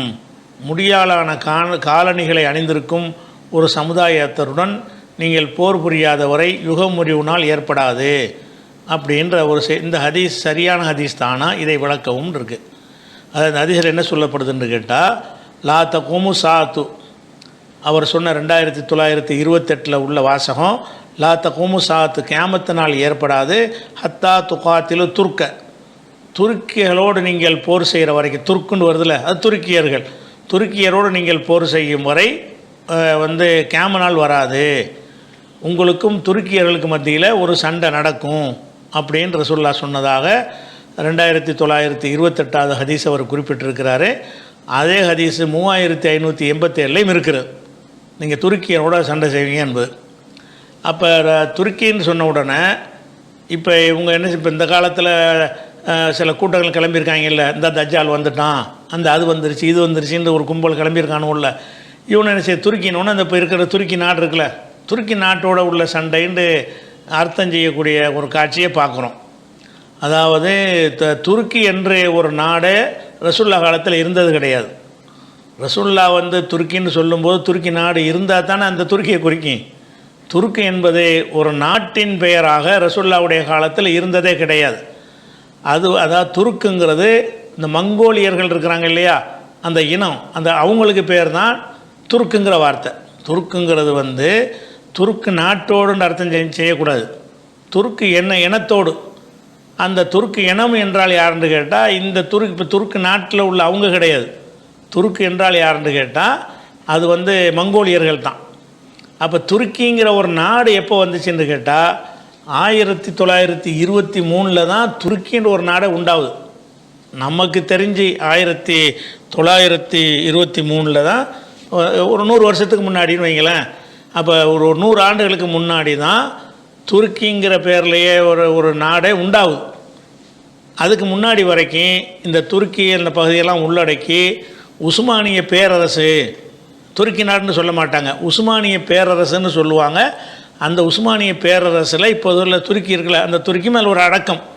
ஆனால் நாட்டுக்கு பேர் துருக்கி என்று என்ன செஞ்சதில்லை, அது இருந்ததில்லை, உஸ்மானிய பேரரசு தான். கமால் அத்தா துருக்கு என்பவர் தான் என்ன செய்கிறாருன்னு கேட்டால், முதலாம் உலகப் போரில் உஸ்மானிய ஹிலாபத்து தோற்று போன உடனே இவர் இப்போ இருக்கிற துருக்கி இருக்குல்ல, அந்த பகுதியில் அவர் கொஞ்சம் புரட்சி செஞ்சு அந்த பகுதியை கைப்பற்றி கொண்டார். யார்? முஸ்தபா கமால். அவருக்கு பேர் அத்தா துருக்குமாங்க, துருக்கியின் தந்தை. முஸ்தபா கமால் அத்தா துருக்குங்கிறாங்கல்ல, அவர் தான் துருக்கி உண்டாக்குனவர். துருக்கிங்கிற ஒரு நாடை உண்டாக்குனவர் யாருன்னு கேட்டால் அத்தா துருக்குங்கிற அத்தாண்டா தந்தை. நம்ம கூட முஸ்லீம்கள் அத்தான்னு கூப்பிட்றாங்களா ஹனஃபிகள்லாம், அதெல்லாம் துருக்கி சொல்லுது. அத்தா துருக்குன்னா அத்தாண்டா தந்தை. அப்போ முஸ்தபா கமால் என்பவர் அத்தா துருக்கு என்று, துருக்கியின் தந்தை என்று அவன் 1 நம்பர் இஸ்லாத்துக்கு எதிரானவன், அது வேறு விஷயம். புரட்சிங்கிற பேர் நிறைய நம்புங்கிற பேரில் இஸ்லாமிய அடிப்படையெல்லாம் தகர்த்த ஒரு கெட்ட ஒரு ராஜா தான் அவன். இருந்தாலும் முஸ்தபா கமால் அத்தா துருக்கு தான் அந்த துருக்கிங்கிறத உண்டாக்குறாரு. அது தனியாக கைப்பற்றி இது துருக்கிங்கிற ஒரு நாடுங்கிறத உண்டாக்கி இஸ்தம்பூல், இந்த கான்ஸ்டாண்டினோபிள்ங்கிறாங்கல்ல, இஸ்தம்பூலுங்கிறத தலைநகராக கொண்டு ஆரம்பிக்கிறார். அப்போ 1923க்கு முன்னாடி வரைக்கும், அதாவது 1300 ஆண்டுகளாக நபிகள் நாயகம் காலத்தில் இருந்து 1300 ஆண்டுகளாக துருக்கின்னு ஒரு நாடே இருந்ததில்லை. ரசூலுல்லாஹ் காலத்திலையும் இருந்ததில்லை, சஹாபாக்கள் காலத்திலையும் இருந்ததில்லை, 2ஆம் நூற்றாண்டில் இருந்ததில்லை, 3ஆம் நூற்றாண்டில் இருந்ததில்லை, 4ஆம் நூற்றாண்டில் இருந்ததில்லை. அப்போ துருக்கின்னா இப்போ துருக்கி நாட்டோட சண்டை நடக்கும்னு ஒரு துருக்கி நாடே கிடையாது. அப்போ நாடு இருந்தால் தான் சண்டை போடுவாங்க. அப்போ துருக்கிங்கிறது யாருன்னு கேட்டால் இவங்க சொன்ன அந்த அடையாளம், மூக்கு சப்பையாக இருக்கிறது, கண் சிறுத்து இருக்கிறது, அந்த மங்கோலியர்கள் அப்படி இருக்கும், கண் சிறுத்து அடையாளத்தோடு சொல்கிறாங்க. மூக்கு சப்பையாக இருக்கும், நல்ல சிகச்சிவன் இருப்பாங்க. 2வது கண்கள்லாம் சிறுத்து இருக்கும். அப்போ முகம் இப்படி கேடைய மாதிரி அகலமான நல்ல அகன்ற முகமாக இருக்கும். அகன்ற முகத்தோட அகன்ற சிவந்த என்ன செய்கிறது, மூக்கு சப்பையாக இருக்கிற, கண்கள் சிறுத்து இருக்கிற, கண் இப்படி சுருங்கி இருக்கும். இப்படி இருக்கக்கூடிய ஒரு துருக்கியர்கிட்ட போர் செய்வீங்க என்று சொல்வது, அன்றைக்கு துருக்கு என்று சொல்வது மங்கோலிய இனத்தை அவங்க தனி டிஃப்ரெண்ட் இனமாக இருப்பாங்க. மங்கோலியர்கள் ஒரு மங்கோலியன்னா இப்போ இந்த சைனா ஜப்பான்லாம் பாருங்கள் ஒரு மாதிரியான ஃபேஸில் இருக்குல்ல, நம்ம ஃபேஸ் மாதிரி அவங்க ஃபேஸ் இருக்காது. அந்த மாதிரியான ஒரு இனக்குழு தான் மங்கோலிய இனம்ங்கிறது. அப்போ மங்கோலிய இனத்தோடு தான் போர் செய்வீங்க என்று அதை சொல்லுதே தவிர அது துருக்கி நாட்டோட உள்ள போரை சொல்லவே கிடையாது.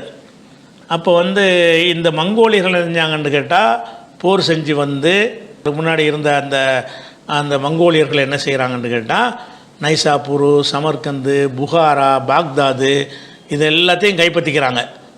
அன்னைக்கு ஹலீஃபாவால் மூத்தசிம் பில்லான்னு ஒருத்தர் இருந்தார், அவரையும் கொண்டுடுறாங்க.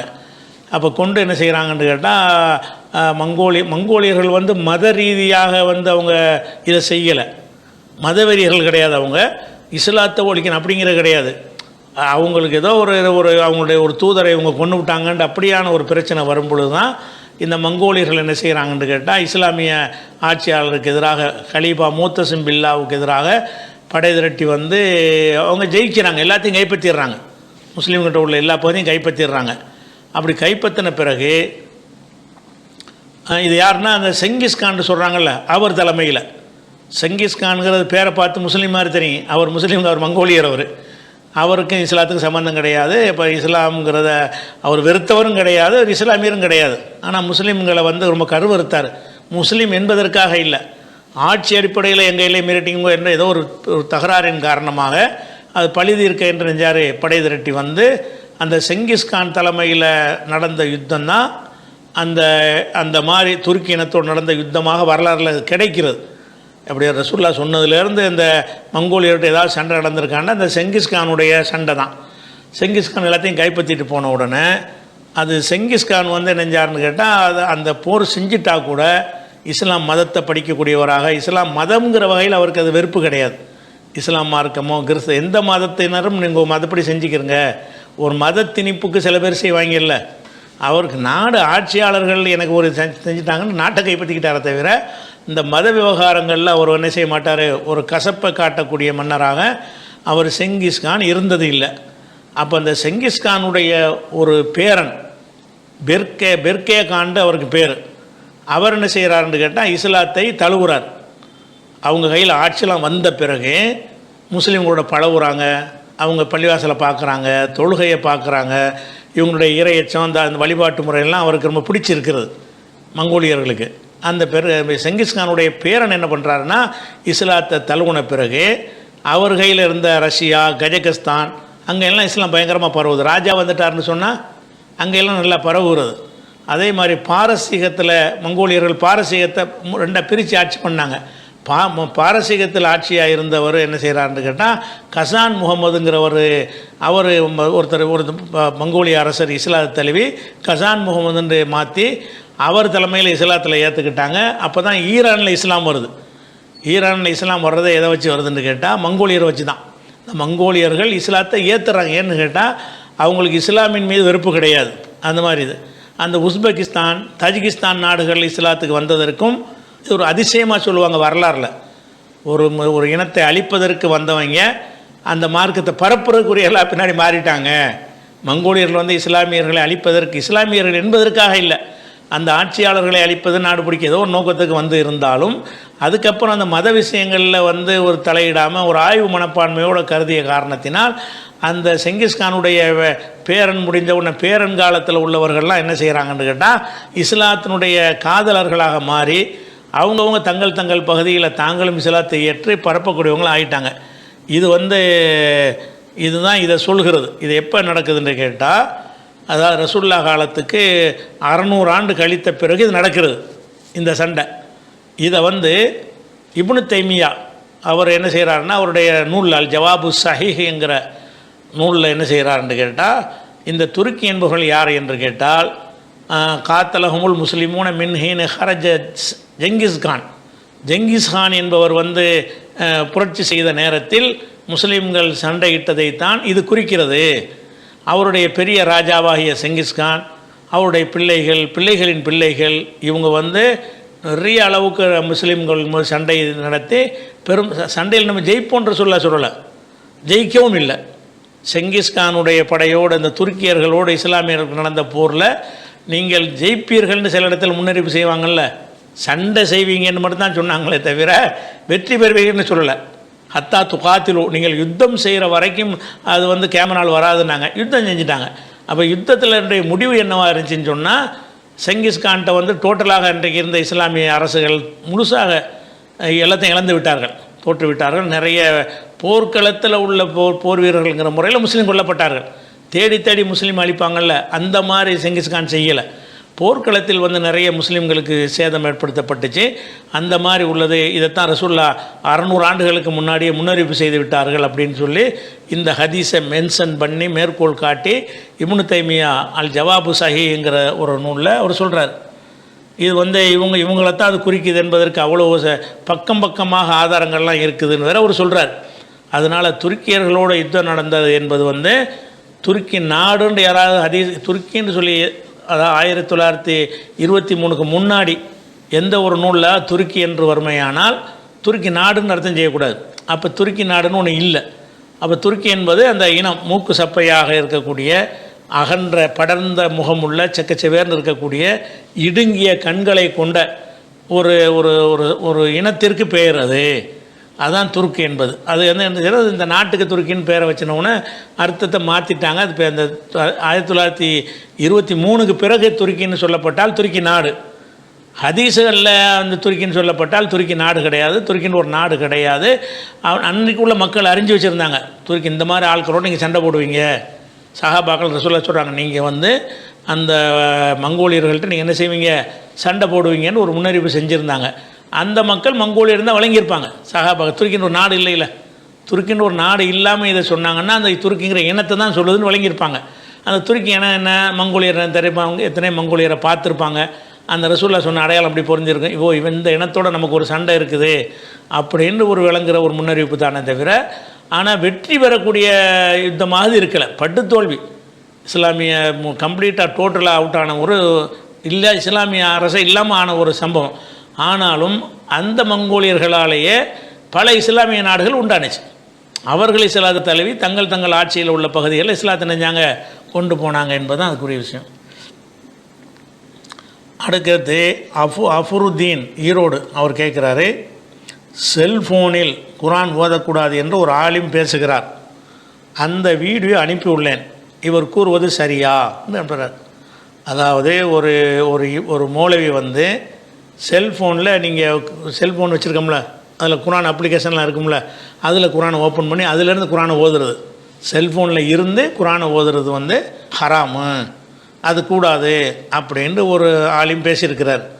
அந்த வீடியோ அனுப்பியிருக்கிறார். அந்த வீடியோ நீங்கள் பார்த்துருங்க, அந்த இருக்கு வீடியோ. அதாவது குரான் ஓதும்போது மொபைலில் முதல்ல ஓதலாமான்னு கேட்குறாங்க. நான் மொபைலில் ஓதுறதை பற்றி என்ன சொல்லுவேன்னா, மொபைலில் பார்த்து குரான் ஓதுற விஷயத்தை என்ன சொல்லுவேன்னா, ஒரு உதாரணம் சொன்னால் உங்களுக்கு புரியும் நினைக்கிறேன். ஒரு வீட்டில் ஒரு வயசான ஒருத்தர் இருக்காரு, உடம்பு சரியில்லாமல் படுத்துக்கிறாரு, படுத்த படுக்கையாக இருக்காரு. நம்முடைய தாதாவோ நானாவோ யாரோ ஒருத்தர் படுத்த படுக்கையாக இருக்காரு. அவர் என்ன பண்ண, டாக்டர் யூரின் போகிறதுக்காண்டி நீங்கள் ஒரு பாத்திரம் கொடுக்குறாரு. அவரை படுக்கையில் வச்சு அந்த யூரினை வாங்கி கொண்டு பாத்திரம் கொட்டிடுங்க. தாத்தா மூத்தா போயிட்டாரு. அந்த யூரின் அவர் யூஸ் பண்ண அந்த யூரின் பாத்திரம் இதில் அதை கழுவி வீட்டு பாருங்க மேலே வச்சுட்டோம். கொஞ்ச நாள் கழித்து நம்ம பால் குடிக்கணும். பால் குடிக்கிறது பாத்திரம் தர்றோம், பாத்திரம் கிடைக்கல. சரி, அந்த பாத்திரத்தை எடுப்பா அப்படின்னு அதில் ஊற்றி பாலை குடிப்போமா? இப்போ அதை யூரின் ஒட்டிருக்கல, சுத்தமாக க்ளீன் பண்ணியாச்சு. இப்போ அதில் பாலை ஊற்றி குடிப்போமா? நம்ம மனசு ஒப்புமா? அருமை சகோதரர்களே, நம்முடைய செல்ஃபோனும் அந்த யூரின் பாத்திரம் மாதிரி தான். செல்ஃபோன் நீங்கள் குரான் ஓதிக்கிட்டுனா குரான் மட்டுமா தெரியும், திடீர்னு ஒரு பொம்பளை வரும், ஆபாசம் வரும், நெட்டில் ஒரு அசிங்கம் வரும், கேவலமான ஒரு ஃபோட்டோ வரும், அதில் குரானே வச்சுக்கிறோம். அப்போ இந்த மாதிரி அசிங்கங்களும் ஆபாசங்களும் நிறைந்த அந்த செல்ஃபோனில் நம்ம குரானே வச்சுக்கிறோம். யதார்த்தவாதியாக பேசுங்க. அதாவது நாங்கள் டெக்னாலஜிக்கெலாம் எதிராக நம்ம இல்லை. இந்த இப்போ நானே யூடியூப்ல தான் பேசிகிட்டு இருக்கிறேன். டெக்னாலஜியை எதற்கு பயன்படுத்தணுமோ அதற்கு பயன்படுத்தணும். இன்றைக்கி டெக்னாலஜி மூலமாக நன்மைகள் அதிகமாக தீமைகள் அதிகமானு சொல்லி நீங்கள் பட்டிமன்றத்தினா 100% தீமைகள் தான் அதிகம். செல்ஃபோன் இப்போ நீங்கள் பயன்படுத்திட்டீங்க, அதிலே ஆபாச படத்தை பார்க்குறீங்க, அதிலே சினிமாவை பார்க்குறீங்க, அதிலே அசிங்கமான பொருள்களை ஃபோட்டோவை பார்க்குறீங்க, அதிலே வீடியோ பார்க்குறீங்க, அதிலே குரானை ஓதிக்கிறீங்க.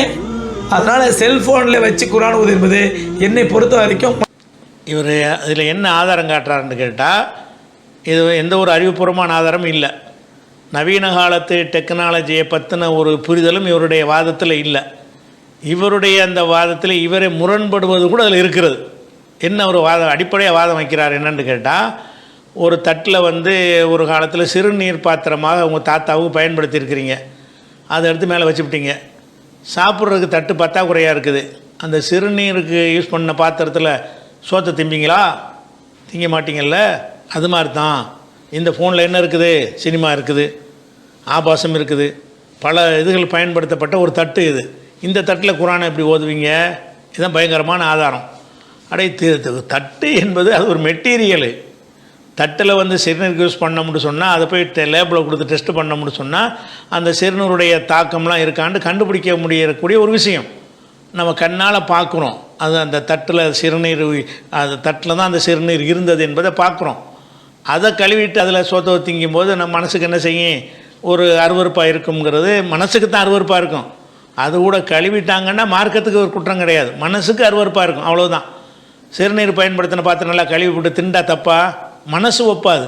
ஹராமாக்க முடியுமானா கழுவிட்டால் தான் முடிஞ்சிருச்சு, எதை கழுவுனாலும் சரியாக வந்துடுது. நம்ம மலைஜலங்கிட்டு நம்மளை சுத்தப்படுத்திக்கணும், நம்ம சுத்தமாக ஏறமா இல்லையா? மழை வந்த பாதையை வெட்டி அறுத்த எரிஞ்சிடுறீங்க, அது நம்மளோட தான் இருக்குது. அதனால் கழுவிட்டால் எல்லாம் க்ளீன் ஆயிரும் என்பது தான் இஸ்லாமிய ஒரு அடிப்படை. அந்த அடிப்படை பற்றி பார்த்தாலும் அவர் சொல்கிற உதாரணம் வந்து மார்க்கத்தில் உள்ள உதாரணம் கிடையாது. அது என்னன்னு கேட்டால், இந்த டெக்னாலஜியில் ஒரு டிஸ்பிளேயில் உள்ளதெல்லாம் அது ஒரு மெட்டீரியலா, அதில் ஏதாவது ஒட்டிக்கிட்டு இருக்குமா? சும்மா எடுத்து காட்டுறது தானே தவிர நவீன அந்த தொழில்நுட்பத்தை வைத்து சிலதை காட்டுறாங்க. சினிமாவை காட்டுறாங்கன்னா சினிமாங்கிறதில் அதில் ஒட்டிக்கிட்டு இருக்குமா? அந்த இடத்துல குரானை வச்சா அந்த இடத்துல கொண்டு போய் குரானை எப்படி வைப்ப அப்படின்னு சொல்லி என்ன செய்கிறாரு, கேட்குறாரு. அதனால தான் கூட தான் குரானை வந்து செல்ஃபோனில் பார்த்து ஓதுனா, செல்ஃபோன்னா கம்ப்யூட்டர்லேயும் ஓதக்கூடாது அப்படி பார்த்தோம்னு சொன்னான். அது போக சரி இதான் உங்களுடைய ஆதாரமாக இருந்தால், அவர் இதை செல்ஃபோனில் தானே பேசுகிறாரு. அதை சோறு திங்கக்கூடாதுன்னா குழம்பு ஊற்றி திங்கலாமா? அப்போ சிறுநீர் பாத்திரத்தில் அந்த பாத்திரத்தை சினிமா வருது, அது வருது, அதில் கொண்டே குரான் ஓதலாம். குரான் ஓதக்கூடாது, சரி பயன் பண்ணலாமா? குரான் ஓதக்கூடாதுங்கிற அந்த மெசேஜே அவர் எதில் சொல்கிறாரு, அந்த மூத்திர பாத்திரத்தெல்லாம் சொல்கிறார்.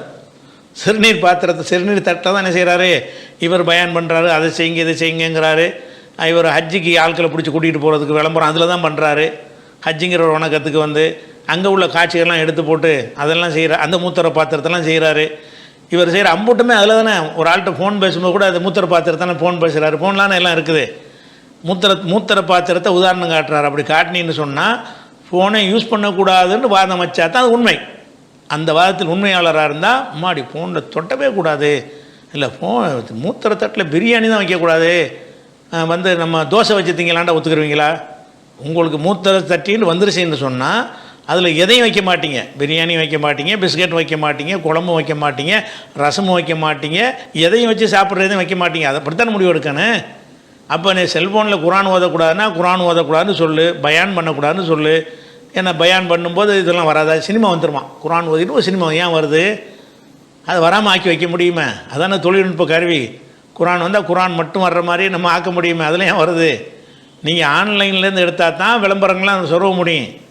நம்மளாம் அவர் குரானை வந்து அதில் திருஷ்டாக வச்சு அதை படித்தோம்னா அது எப்படி அந்த அசிங்கம்லாம் அதில் வரும்? இடையில வந்துருமா? சரி இடையில வரும்னா நீங்கள் ஒரு பயான் பண்ணும்போது இடையில வருமா? அதுக்கு அதனால் வந்து செல்ஃபோனில் பயான் பண்ணக்கூடாதுங்களா? அப்போ நீங்கள் ஃபேஸ்புக்கு யூடியூப்பு ஒன்றுமே செய்யக்கூடாது. எல்லாமே ஃபேஸ்புக்குங்கிறத என்னது, எல்லா முசீபத்துக்கும் உள்ள ஒரு தளம் தானே அது. அவர் ஏன் ஃபேஸ்புக் வச்சுருக்கார்? அவர் அந்த சொல்லக்கூடிய அந்த ஆலிம் வந்து எதுக்கான ஃபேஸ்புக் வச்சுருக்கிறாரு? ஃபேஸ்புக்கில் பல குப்பை அதான் ஜாஸ்தி இருக்குது, அதில் கொண்டு இவருடைய சேனல் வந்துச்சுன்னு சொன்னால் அப்போ என்ன அர்த்தமாகுது? மூத்தர சட்டிக்குள்ளே இவர் வந்து பிரியாணி திங்கிறார்னு அர்த்தமாகுது. யூடியூப் எதுக்கு வைக்கிறீங்க? யூடியூப் வைக்கலாமா உங்கள் வாதப்படி? எவனும் யூடியூப் வைக்காத, எவனும் ஃபேஸ்புக் வைக்காத, எவனும் இந்த தொழில்நுட்பத்தில் இந்த பயானம் பண்ணாத, இந்த செய்தியும் பண்ணாதேன்னு அவர் சொல்வாரையானால் அப்போ தான் அவர் சொல்கிற அந்த மூத்திர சட்டி வந்து உதாரணத்துக்கு பொருந்தும். குரானுக்கு மட்டும்தான் செய்யாத, மற்ற பிரியாணி மட்டும் வைக்காத, மற்ற சாப்பாடெலாம் மூத்திர சட்டியில் சாப்பிட்டுக்கன்னு சொல்கிற மாதிரி இருக்க அவருடைய வாதம். ஒரு அறிவீனமாக பேசுகிறார். எந்த உலகத்தை இது நவீன சாதனம், இந்த சட்டி ஒப்பிடலாமா? அது மாதிரி உள்ளதா இது? இதில் வந்து நான் இந்த செல்ஃபோனில் வந்து மலத்தினுடைய படத்தை வச்சு ஒருத்தன் காட்டுறான். மோந்து பார்த்தா வாட வருமா? மலம் இருக்கிற மாதிரி ஒரு மலத்தை படம் எடுத்து உங்களுக்கு ஃபோனில் காட்டுறான். அதில் தான் அந்த மலம் இருக்குதுன்னு அர்த்தம்னா என்ன செய்யணும்? மோந்து பார்த்தா அந்த வாசம் வருமா? அது மலமா அது? அப்போ கொஞ்சம் கூட புரிதல் வேணாமா? இது என்ன அது என்ன? ஒப்பீடு காட்டுவதற்குரிய மெட்டீரியலை கொண்டு போய் கற்பனை சாதனத்தில் கொண்டு, இது கற்பனை, இதெல்லாம் வந்து அதில் காட்டுவதெல்லாம் கற்பனையானது, ஃபோனில் காட்டுறதெல்லாம் கற்பனையானதை கொண்டு போய் நிஜமான ஒரு பொருளோடு என்ன செய்கிறாரு? கம்பேர் பண்ணிக்கிட்டு மார்க்கம் சொல்கிறோங்கிற பேரில் உளர்றார், பயங்கரமாக உளர்றார். சரி, அடுத்து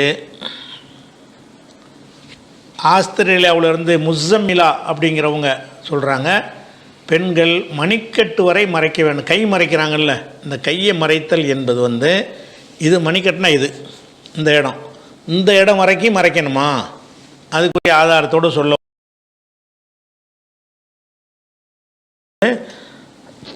முஸம்மிலா என்பவர்கள் வந்து ஆஸ்திரேலியாவிலேருந்து கேட்குறாங்க, இந்த கையை மறைக்கிறதை பொறுத்த வரைக்கும் நம்மளா ஒரு பேணுதலுக்காக வேண்டி இது வரைக்கும் பண்ணிக்கொள்ளலாமே தவிர கம்பல்சரியாக மறைத்தல் என்பது வந்து மணிக்கட்டு வரைக்கும் வராது. கம்பல்சரியாக மறைத்தல் என்பது வரும்னு சொல்கிறாங்க அறிஞர்கள். இது வரைக்கும் மறைக்கணும்னு சொல்கிறவங்களும் இருக்கிறாங்க. அறிஞர்களில் க்ளவுஸு போட்டு என்ன செய்யணும், விரல் வரைக்கும் மறைக்கணும்னு ஒரு கூட்டம் சொல்லுது. ஒரு மணிக்கட்டு வரைக்கும் மறைக்கணும், நம்மளும் ஒரு காலத்தில் சொல்லியிருக்கிறோம். மணிக்கட்டு வரைக்கும் மறைக்கணும்னு நம்ம சொல்லியிருக்கிறோம். மணிக்கட்டு வரைக்கும் மறைக்கணும் என்பதற்கு நம்ம வைக்கிற ஆதாரம் என்னென்னா ஒரு ஆதாரம் கிடையாது.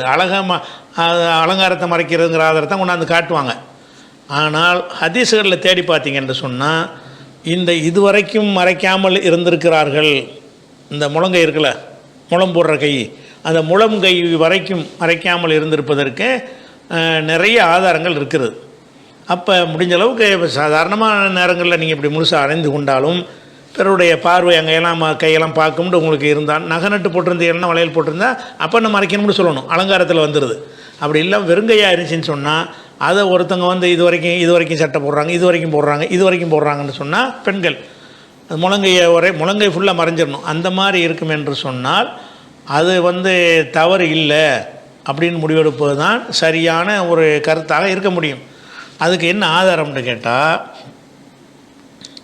இப்போ வந்து புகாரில் 193வது ஹதீஸ் என்ன வருதுன்னு கேட்டால், கானர் ரிஜாலு ஒன் நிசாவு, ஆண்களும் பெண்களும் எத்தவல்லவுன ஃபி ஜமானி ரசூலில்லாஹி, ரசூலுல்லாவுடைய காலத்தில் அவங்க உழு செய்வார்கள், ஜமிஅன் ஒன்று சேர்ந்து உழு செய்வார்கள். ஆண்கள் பெண்கள் உழு செய்கிறதுக்குன்னு ஒரு அண்டாவில் ஒரு தொட்டியில் தண்ணி வச்சுருப்பாங்க. அதில் இருந்து முதல்ல ஆம்பளைங்க உழு செஞ்சுட்டு போங்க, அப்புறம் பொம்பளைங்க உழு செஞ்சுட்டு போங்கன்னு இருந்தால் அப்போ பெண்கள் உழு செய்கிறது ஆண்கள் பார்வையில் படாமல் செய்ய முடியும்.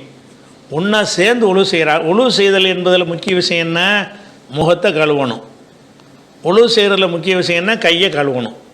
ரெண்டையும் கழுவணுமாக இருந்தால் அதில் ஆடை இருக்கக்கூடாது. இது வரைக்கும் ஓப்பனாக இருந்தால் தான் என்ன செய்ய முடியும், கையை கழுவ முடியும். அப்போ ரெண்டு பேரும் சேர்ந்து சும்மா இருந்தாங்கன்னு வரல, உழு செஞ்சாங்கன்னு வருது. ஆண்களும் பெண்களும் ஒன்றாக சேர்ந்து உழு செய்தார்கள் அப்படின்னு வந்து அபுதாவுதில் ஒரு ஹதீஸ் இருக்கிறது ரசூலுல்லாஹ்வுடைய காலத்தில். அதே மாதிரி வந்து இப்னு உமர் அவர் அறிவிக்கிற ஒரு செய்தி அபுதாவுதில் வருகிறது.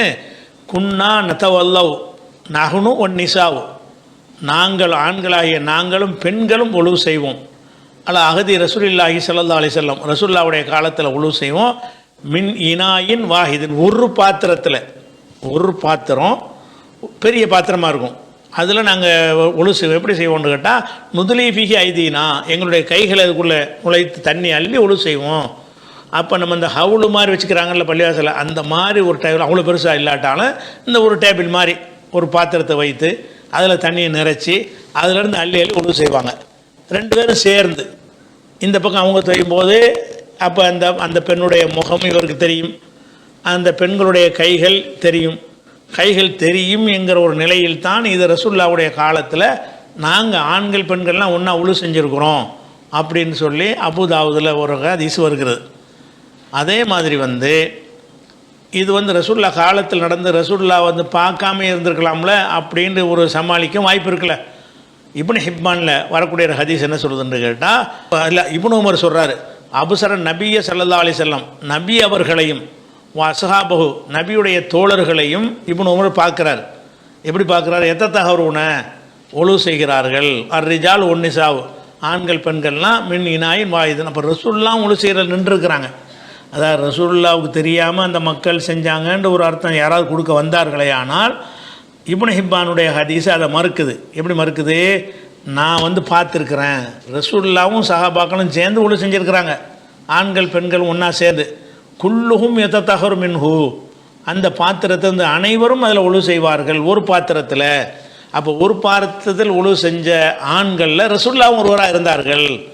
அப்போ அந்த பாத்திரத்தில் உழு, அப்போ ரசூலுல்லாவுக்கு தெரியாமல் இது நடக்கலை. அப்போ ரசூல் ஸல்லல்லாஹு அலைஹி வஸல்லம் இருக்கும்போதே அவங்க வந்து இந்த உழவு செஞ்சுருக்கிறாங்க என்று சொன்னால், ஒரு பாத்திரத்திலேருந்து அள்ளி பாத்ரூமில் போய் உழவு செஞ்சாங்கன்னா கூட ரூமு கவர் ஆயிரும். ரூமு கிடையாது, இது ஓப்பன் பிளேஸில் இருக்கும். ஒரு பெரிய தொட்டி மாதிரி இருக்கும், அதில் தண்ணி ஊற்றி வச்சுருப்பாங்க. அதை எடுத்து அதனுடைய மறுவடிவமாக தான் நம்ம ஹவுலு போட்டு வச்சுருக்கோம் பள்ளிவாசல்களில். அப்போ அதுலேருந்து எடுத்து முகத்தை கை, இப்போ கையை கழுவும் போது கை மறையாமல் தானே இருக்குது. மணிக்கட்டு வரைக்கும் மணிக்கட்டு வரைக்கும் வச்சா அவ்வளோ செய்வாங்க. இது வரைக்கும் தண்ணி வரணும்ல. அப்போ எங்களுக்குள்ள ஆடை இல்லாமல் இருந்தால் தானே தண்ணி பட முடியும். அப்போ இந்த கைகள் மறைக்கப்படாமல் தானே மறைக்கப்படாமல் இருந்திருக்குது. ஆண்கள் பார்ப்பாங்கன்னு தெரிஞ்சிருக்குது. ரசூலுல்லாஹ் அதில் ஒரு ஆளாக இருக்கிறாங்க. இந்த நம்ம ஒழு செய்யும்போது கையெல்லாம் தெரியும், என்ன இங்கே உட்காந்து செய்கிறேன், தனியாக எடுத்துகிட்டு போங்க இருப்பாங்கல்ல, நீங்கள்லாம் இங்கே வரக்கூடாது, நீங்கள் தனியாக இன்னொரு பாத்திரத்தை தனியாக யூஸ் பண்ணிக்கிறங்க, அதுக்கு ஒரு திரையை போட்டு மறைச்சிக்கிறங்க அப்படின்ற சொல்லியிருக்கணும்ல. எல்லாம் ஓப்பனாக இருக்கிற ஒரு இடத்துல ஆண்களும் பெண்களும் ஒழுவு செய்கிறாங்க. எல்லாருமே அதில் செஞ்சுருக்காங்க. அதில் ரசூலுல்லாஹ் ஒரு ஆளாக இருந்தார்கள் என்று அவர் சொல்லக்கூடிய ஒரு காட்சியை பார்க்குறோம். அதே மாதிரி இதெல்லாம் பார்த்துட்டு உலமாக்கள் என்ன செய்கிறாங்கன்னு கேட்டால் விளக்கம் சொல்கிறாங்க. விளக்கம் என்ன சொல்கிறாங்க, இது மகரமான ஆட்களாக இருந்திருப்பாங்க, அவங்கவுங்க மனைவிமார்களோடு சேர்ந்து செஞ்சு பயங்கர விளக்கம் அப்படின்னு சொல்கிறாங்க. மனைவிமார்கள்னால் ஒருத்தருடைய மனைவி அவருக்கு மட்டும் தானே மகரமு. அவர் மனைவியை கூப்பிட்டு போனான்னா மீதி பேருக்கெல்லாம் மனைவி இல்லை, எல்லோரும் பார்ப்பாங்களே. பெரிய கூட்டத்தை பற்றி சொல்லும்போது இப்படி சொல்லலாமா விளக்கம்? இதுக்கு ஹதீஸுக்கு ஒன்றுமில்லாமல் ஆக்குறதுக்கு சொல்கிற வாசகம் என்னன்னு கேட்டால் அவங்கவுங்க மனைவிமார்களோடு செஞ்சுருப்பாங்க. மனைவிமார்களோடு இங்கே வரலையே, பெண்கள் ஆண்கள்னு வருகிறது. எல்லோரும் பொண்டாட்டி கூட்டிகிட்டு போனாலும் அவருடைய பொண்டாட்டி மட்டும்தான் அவருக்கு அந்த பிரச்சனையில் வரேன், மகரமில் வரேன். மற்றவங்க பொண்டாட்டி மாதிரிலாம் அங்கே நிற்பாங்களே, அதை மற்றவங்களாம் பார்ப்பாங்களே, அந்த ஒரு பொருத்தமில்லாத ஒரு பதிலை சொல்கிறாங்க. அதே நேரத்தில் இன்னொரு ஹதீஸில் என்ன செய்யணும்னா, உம்மு சபியாண்டு ஜுஹைனாண்டு ஒரு கபிலா இருந்துச்சுன்னு முதல்ல சொன்னோம்ல, முதல் கேள்வியில், அந்த கோத்திரத்தை சேர்ந்த உம்மு சபியாங்கிறவங்க அறிவிக்கிறாங்க, ஒரு பாத்திரத்தில் நானும் ரசூலுல்லாஹுமே நெஞ்சிருக்கிறோம், கை விட்டு தண்ணீர் எடுத்து உழு செஞ்சுருக்கிறோம். இந்த உம்மு சபியாங்கிறவங்க யார்? இவங்க ஜுஹைனா கோத்திரத்தை சேர்ந்தவங்க. இவங்க ரசூலுல்லாஹுக்கு எந்த வகையிலையும் உறவில் வரமாட்டாங்க, மகரமில் வரமாட்டாங்க. அந்நிய பெண். ஒரு அந்நிய பெண் என்ன செய்கிறாங்கன்னு கேட்டால், உழு செய்யும்போது நான் உழு செஞ்சுருக்கேன், ரசூலுல்லாஹ் செஞ்சுருக்கிறாங்க, அவங்க 2 பேர் மட்டும் செஞ்சுருக்க மாட்டேன், நிறைய பேர் இருந்திருப்பாங்க.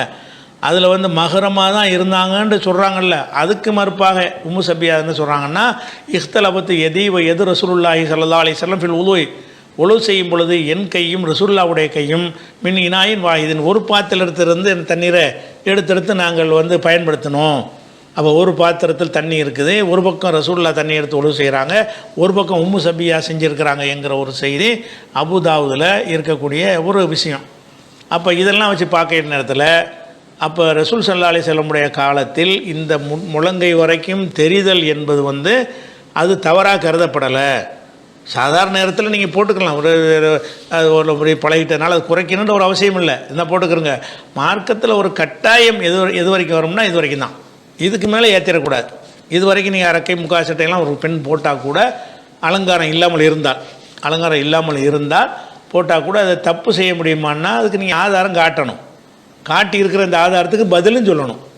இந்த காட்டியிருக்கிறோம்ல, அதிகபட்சமாக என்ன செய்கிறாங்கன்னு கேட்டால் இப்னு ஹஜர் சொல்லும் பொழுது இதுக்கு பதிலாம் சொல்ல முடியாது, என்னென்னமோ சமாளிக்கிறாங்க, ஒன்றா தான் இருந்திருக்கிறாங்க, தெரிகிற மாதிரி தான் இருந்திருக்கிறாங்க, இதுக்கு மனைவியாக இருப்பாங்க, அப்படி இருப்பாங்க, இப்படி இருப்பாங்க. சில ஆளுக்கு இவ்வளோ தெளிவான வாசங்க இருக்கும்போது கூட முதல்ல ஆண்கள்லாம் உள்ள செஞ்சு போயிடுவாங்க, அப்புறம் பெண்கள் செய்வாங்கன்னு விளக்கம் கொடுக்குறாங்க. ஒன்றாக சேர்ந்து செய்வார்கள்னு இருக்குது, என்னடா அது விளக்கம் கொடுக்குறேன்னு திட்டுறாரு அவர். ஹதீஸில் நீங்கள் என்ன விளக்கம் கொடுத்தும் சமாளிக்க இயலாது. அவர் என்ன செய்கிறார், கடைசியாக ஒன்று சொல்லலாம், என்னன்னு கேட்டால் அநேகமாக இது அந்த ஹிஜாபுடைய வசனம் அருளப்படுவதற்கு முந்தி உள்ளதாக இருக்கலாம் அப்படிங்கிறார். இவனை என்ன செய்கிறாரு, லா மானிய மினல் இஜ்திமா கபல நுசுலில் ஹிஜாப், இது சொல்கிற பதிலில் கொஞ்சம் சரியான பதில் சொல்வதாக இருந்தால் இது ஹிஜாபுக்கு முந்தி உள்ளதாக இருக்கலாம் அப்படிங்கிறார். இதுவே தப்பு. ஏன்னு கேட்டால் இதெல்லாம் ஹிஜாபுக்கெல்லாம் பிறகு தான் இதை அறிவிக்கிறார் இப்னு உமர். ரசூலுல்லாஹ்வுடைய மௌத்துக்கு பிறகு தான் சம்பவத்தை அறிவிக்கிறார். ரசூலுல்லாஹ் காலத்தில் காலத்தில்னா இருந்துக்கிட்டே இருந்துச்சுன்னு அர்த்தம். ஒரு காலத்தில் இருந்து ஒரு காலத்தில் மாற்றப்பட்டுருச்சுன்னு அப்படி வரவே இல்லை. எல்லா ஹதீஸ்லையும் என்ன இருக்குன்னா, ரசூலுல்லாஹ்வுடைய காலத்தில்னு சொன்னால் ரசூலுல்லாஹ்வுடைய காலத்தில் இது அவங்க அறிவிக்கலை, ரசூலுல்லாஹ் மௌத்துக்கு பிறகு தான் அறிவிக்கிறாங்க. அறிவிக்கும் பொழுது ரசூலுல்லாஹ் காலத்தில் இப்படி இருந்தேன்னு என்ன அர்த்தம், அவங்ககிட்ட கடைசி காலம் வரைக்கும் இருந்துச்சுங்கிறது தான் ஒரு பொதுவான ஒரு புரிதல். அப்படி வச்சுக்கிட்டாலும் இவங்க சொல்கிற அந்த ஹிஜாபில் கொண்டு விட்டு தப்பிக்க பார்க்குறாங்க. ஹிஜாபுக்கு முன்னாடி ஹிஜாபுங்கிறதுக்கு இதுக்கு என்ன சம்பந்தம் இருக்குது? ஹிஜாபுன்னா ரசூலுல்லாவுடைய மனைவிமார்கள் வந்து அந்நிய ஆண்களை விட்டு திரை போட்டு மறைத்து கொள்ளணுங்கிறது தான் ஹிஜாபுடைய வசனம். இந்த வசனத்துக்கு இது என்ன சம்மந்தம் இருக்குது? ரசூலுல்லா மனைவிமாருக்குள்ள சட்டமில் ஹிஜாபுங்கிறது இதை விளங்காமல் எல்லா அறிஞரும் ஹிஜாபுங்கிறாங்க. இதுக்கு பேர் ஹிஜாபே கிடையாது. ஹிஜாப் என்று பெண்கள் தங்களை முழுமையாக மறைத்து கொள்ளணும்னு சொல்லக்கூடிய ஒரு விஷயம் ரசூலுல்லாவுடைய மனைவிமார்க்குத்தான் என்று தான் இந்த ஹிஜாப் வசனம் சொல்லுது. யா நிசான் நபியின் மனைவிமார்களே நல்லா கூப்பிட்டு தானே செய்கிறான்.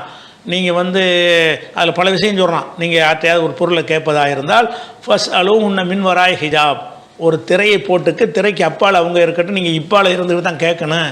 ஒரு திரையை போட்டுக்குமோ அணிகிற ஆடைக்கு பேர் கூட ஹிஜாப்பு கிடையாது. அந்த பெண் ரசூலுல்லாவுடைய மனைவிமார்கள் இருந்தாங்கன்னா அவங்க ஸ்க்ரீன் போட்டுக்கணும். அங்கே ஸ்க்ரீனுக்கு அப்பால் ஸ்க்ரீனு அந்த உடைக்கு பதிலாக வீட்டில் போடக்கூடிய ஸ்க்ரீனுக்கு பேர் தான் ஹிஜாப். ஹிஜாப்னா திரைச்சீலை போட்டது தான் நீங்கள் பேசணும்னு நல்லா சொல்கிறான். அந்த தொடரில் தான் ரசூலுல்லாவுடைய மனைவிமார்களை நீங்கள் கல்யாணம் பண்ணக்கூடாது, அவங்க மௌத்துக்கு பிறகு கல்யாணம் பண்ணக்கூடாதுன்னா ரசூலுல்லாவுடைய மனைவிமாருக்குரிய சட்டமாக தான் வருது. அதுதான் ஹிஜாபுடைய வசனம். ஹிஜாபுடைய வசனத்துக்கு இதுக்கு என்ன சம்பந்தம்? ரசூலுல்லாவுடைய மனைவிமாருக்கு உள்ள ஒரு சட்டம் தானே ஹிஜாபுங்கிறது. வந்தால் என்ன வராட்டி என்ன, இது பொதுவாக உள்ள ஒரு விஷயம். இது ரசூலுல்லா மனைவிமார்கள் வேண்டுமானால் ஹிஜாபுக்கு முன்னாடி இப்படி செஞ்சுருக்காங்கன்னு அவங்களுக்கு மட்டும் இதை நீங்கள் சொல்லலாம். அப்போ ஹிஜாபுண்டாலே இந்த அறிஞர்கள் என்ன செய்கிறாங்கன்னா எல்லா பெண்களுக்கும் உரிய ஆடையை ஹிஜாபுன்னு வழங்குறாங்க. ஆனால் ஹிஜாபுடைய வசனத்தை நீங்கள் எடுத்து பாருங்கள்.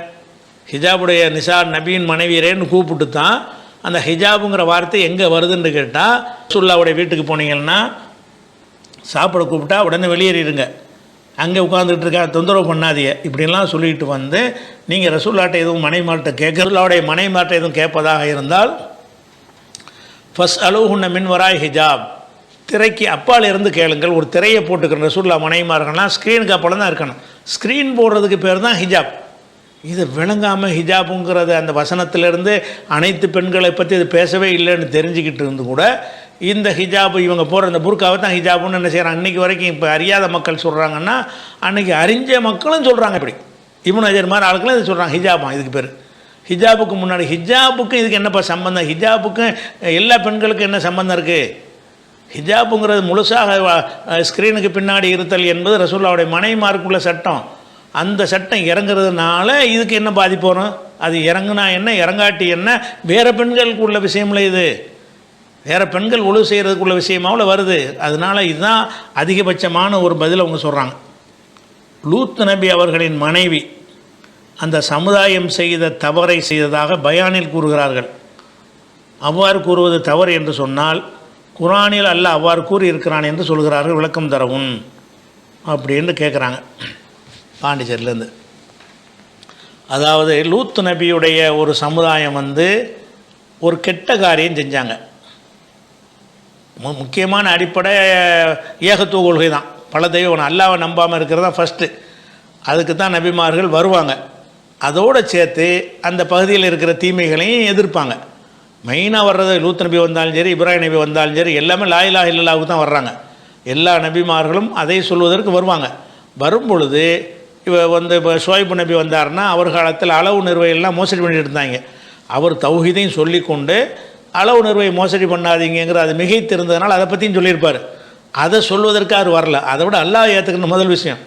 எல்லா நபிமாரும் அதுக்கு தான் வந்தாங்க. லூத் நபியுடைய அடிப்படை கொள்கை என்னென்னு கேட்டால் அந்த லா இலாஹ இல்லல்லாஹ் அவர் சொல்வது தான். அதை சொல்வதோட ஏன்டா அந்த மாதிரி ஓரினை சேர்க்கை செஞ்சாங்க. அதாவது ஆணுக்கு ஆண் ஓரினை சேர்க்கைன்னு இந்த பெண்ணுக்கு பெண்ணு செய்வாங்க. அது கூட அங்கே இருக்கலை. என்ன இருந்துச்சுன்னு சொன்னால், அதாவது இன்னக்கும் இல்லை தூணர் ரிஜால, நீங்கள் ஆண்களோடு சேர்கிறீர்கள், ஷஹவத்தன் ஆசையோட மிந்துனி நிசாயி, பெண்களை விட்டுடுறீங்க, வல்லந்து கோமன் முஸ்லிமன் வரம்பு மீறிய கூட்டமாக இருக்கிறீங்களேன்னு சொல்லி தான் லூத் நபி அந்த மக்கள்கிட்ட போய் பிரச்சாரம் பண்ணார். 781 இருக்கிறது. அதே மாதிரி 26 165 இருக்கிறது. தூண துக்குரான மினல் ஆலமீன், நீங்கள் உலகத்தில் ஒரு ஆண்களோடு நீங்கள் போய் சேர்கிறீர்களா? ஓ ததருணமாக கலக்கலக்கும் ரப்புக்கும் அஸ்வாஜிக்கும், இறைவன் உங்களுக்கு படைத்திருக்கிற உங்கள் மனைவியரை விட்டு விடுகிறீர்களா அப்படின்னு சொல்லி கேட்டார்கள் வருது. அப்போ லூத் நபி சமுதாயத்தில் இருந்த ஒரு தீமை என்னன்னு கேட்டால், ஆணுக்கு ஆண் பெண்களோடு அந்த சம்பவம் பண்ண மாட்டாங்க. அது நாட்டம் இல்லாமல் இருப்பாங்க. ஆணோட ஆண் தான் சேருவார்கள். அது மிகைத்து இருந்திருக்கு.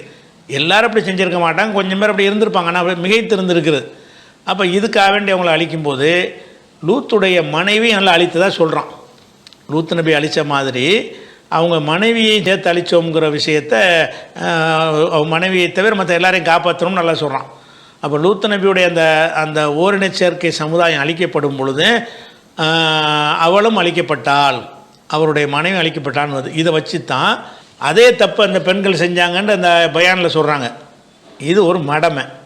ஏன்னு கேட்டால் இந்த மேட்ரே ஓரினச் சேர்க்கை, ஆணுக்கு ஆண் செய்யக்கூடிய ஓரினச் சேர்க்கையை ஒரு பெண் எப்படி செய்வா? அப்போ ஒரு பெண்ணு அதில் குற்றவாளியை சேர்க்கப்படுறாள்னா அதை செஞ்சுருக்கா, செய்ய முடியாத. உடல் ரீதியாக ஆணுக்கு ஆண்கிறதுக்கு ஒரு பெண்ணுக்கு என்ன ரோல் இருக்குங்க? அந்த பெண் அதை செஞ்சான்னு சொல்ல முடியாது. பெண் என்ன செய்கிறான்னு கேட்டால் அவங்களுக்கு சப்போர்ட் பண்ணியிருக்கிறாங்க, அப்படி தான் பண்ணியிருப்பாங்களே தவிர அந்த காரியத்தை எப்படி செய்ய இயலும்னா, ஆம்பளைக்கு மட்டும் செய்கிற ஒரு காரியத்தை பொம்பளை செஞ்சான்னு வந்தால் உடலுக்கு ஒரு ரீதியாகவே அது சாத்தியமற்றதாக இருக்கிறது. இன்னும் சொல்லப்போனால் அல்லாஹ் என்ன செய்கிறான்னு கேட்டால், லூத்துடைய மனைவி நூஹுடைய மனைவி இந்த 2 பேரும் புருஷன்மார்களுக்கு துரோகம் செய்தார்கள் அல்லாஹ் சொல்கிறான். ஃபஹானத்தாகுமா, அந்த 66வது சூறாவில் 10வது வசனத்தில் சொல்லுகிறான். ஃபஹானத்தாகுமா, அந்த 2 பேரும் என்னஞ்சாங்க, அந்த புருஷன்மாருக்கு துரோகம் செஞ்சா. துரோகம்னா என்ன துரோகம்? அந்த ஏகத்துவ கொள்கைக்கு துரோகம். அல்லாஹ்வுக்குள்ளாவதுன்னு போய் அவங்களோட சேர்ந்துக்கிட்டு பேசியிருப்பாங்க. ஓரினச் சேர்க்கை மட்டும் செஞ்சுட்டு தௌஹீதில் இருந்தாங்க. முதல்ல அவங்க எதிர்த்தது ஏகத்துவ கொள்கை தான். ப்ளஸ் இந்த செயலையும் செஞ்சுக்கிட்டாங்க. அப்போ இந்த பெண்மணி அல்லாஹ் குற்றச்சாட்டாக சூக்கும்போது என்ன செய்கிறான்னு கேட்டால், அப்போ காணத்தாகுமா, நூஹுடைய மனைவி அவருக்கு துரோகம் செய்தார், லூத்துடைய மனைவி அவருக்கு துரோகம் செய்தார் என்று குர்ஆனில் சொல்லப்பட்டிருக்கிறது. அப்போ துரோகம்டா என்ன துரோகம்? அந்த ஏகத்துவ கொள்கை இவங்க சொல்லும் பொழுது ஒரு இறை வந்தாங்கும் போது அதை கிண்டல் அடிக்கிறது, அதுக்கு எதிராக பேசுகிறது, அதுக்கு எதிராக பேசுகிறவங்களோட சேர்ந்து கொள்வது, அந்த மாதிரி குடும்பத்தில் இருந்து கொண்டு லா இலாஹ இல்லல்லாஹ்ங்கிற அந்த கலிமாவை ஒழிக்கிறதுக்கு இந்த பெண்ணும் பாடுபட்டிருப்பாங்க. அந்த தப்பு தான் செஞ்சுருப்பாங்களே தவிர ஒரு பெண்ணு எப்படி ஒரு ஓரினச் சேர்க்கை செய்ய முடியும்?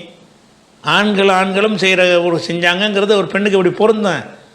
அறிவீனமாக அதை சொல்கிறாங்க. அவங்க செஞ்ச துரோகம் தான் பண்ணியிருக்கிறாங்கன்னு தான் அது செய்யணும், விளங்கி கொள்ளணும். அல்ல இது வரைக்கும் உள்ள கம்மியான 13 கேள்வி தான் வந்திருக்குது, 14 கேள்வி.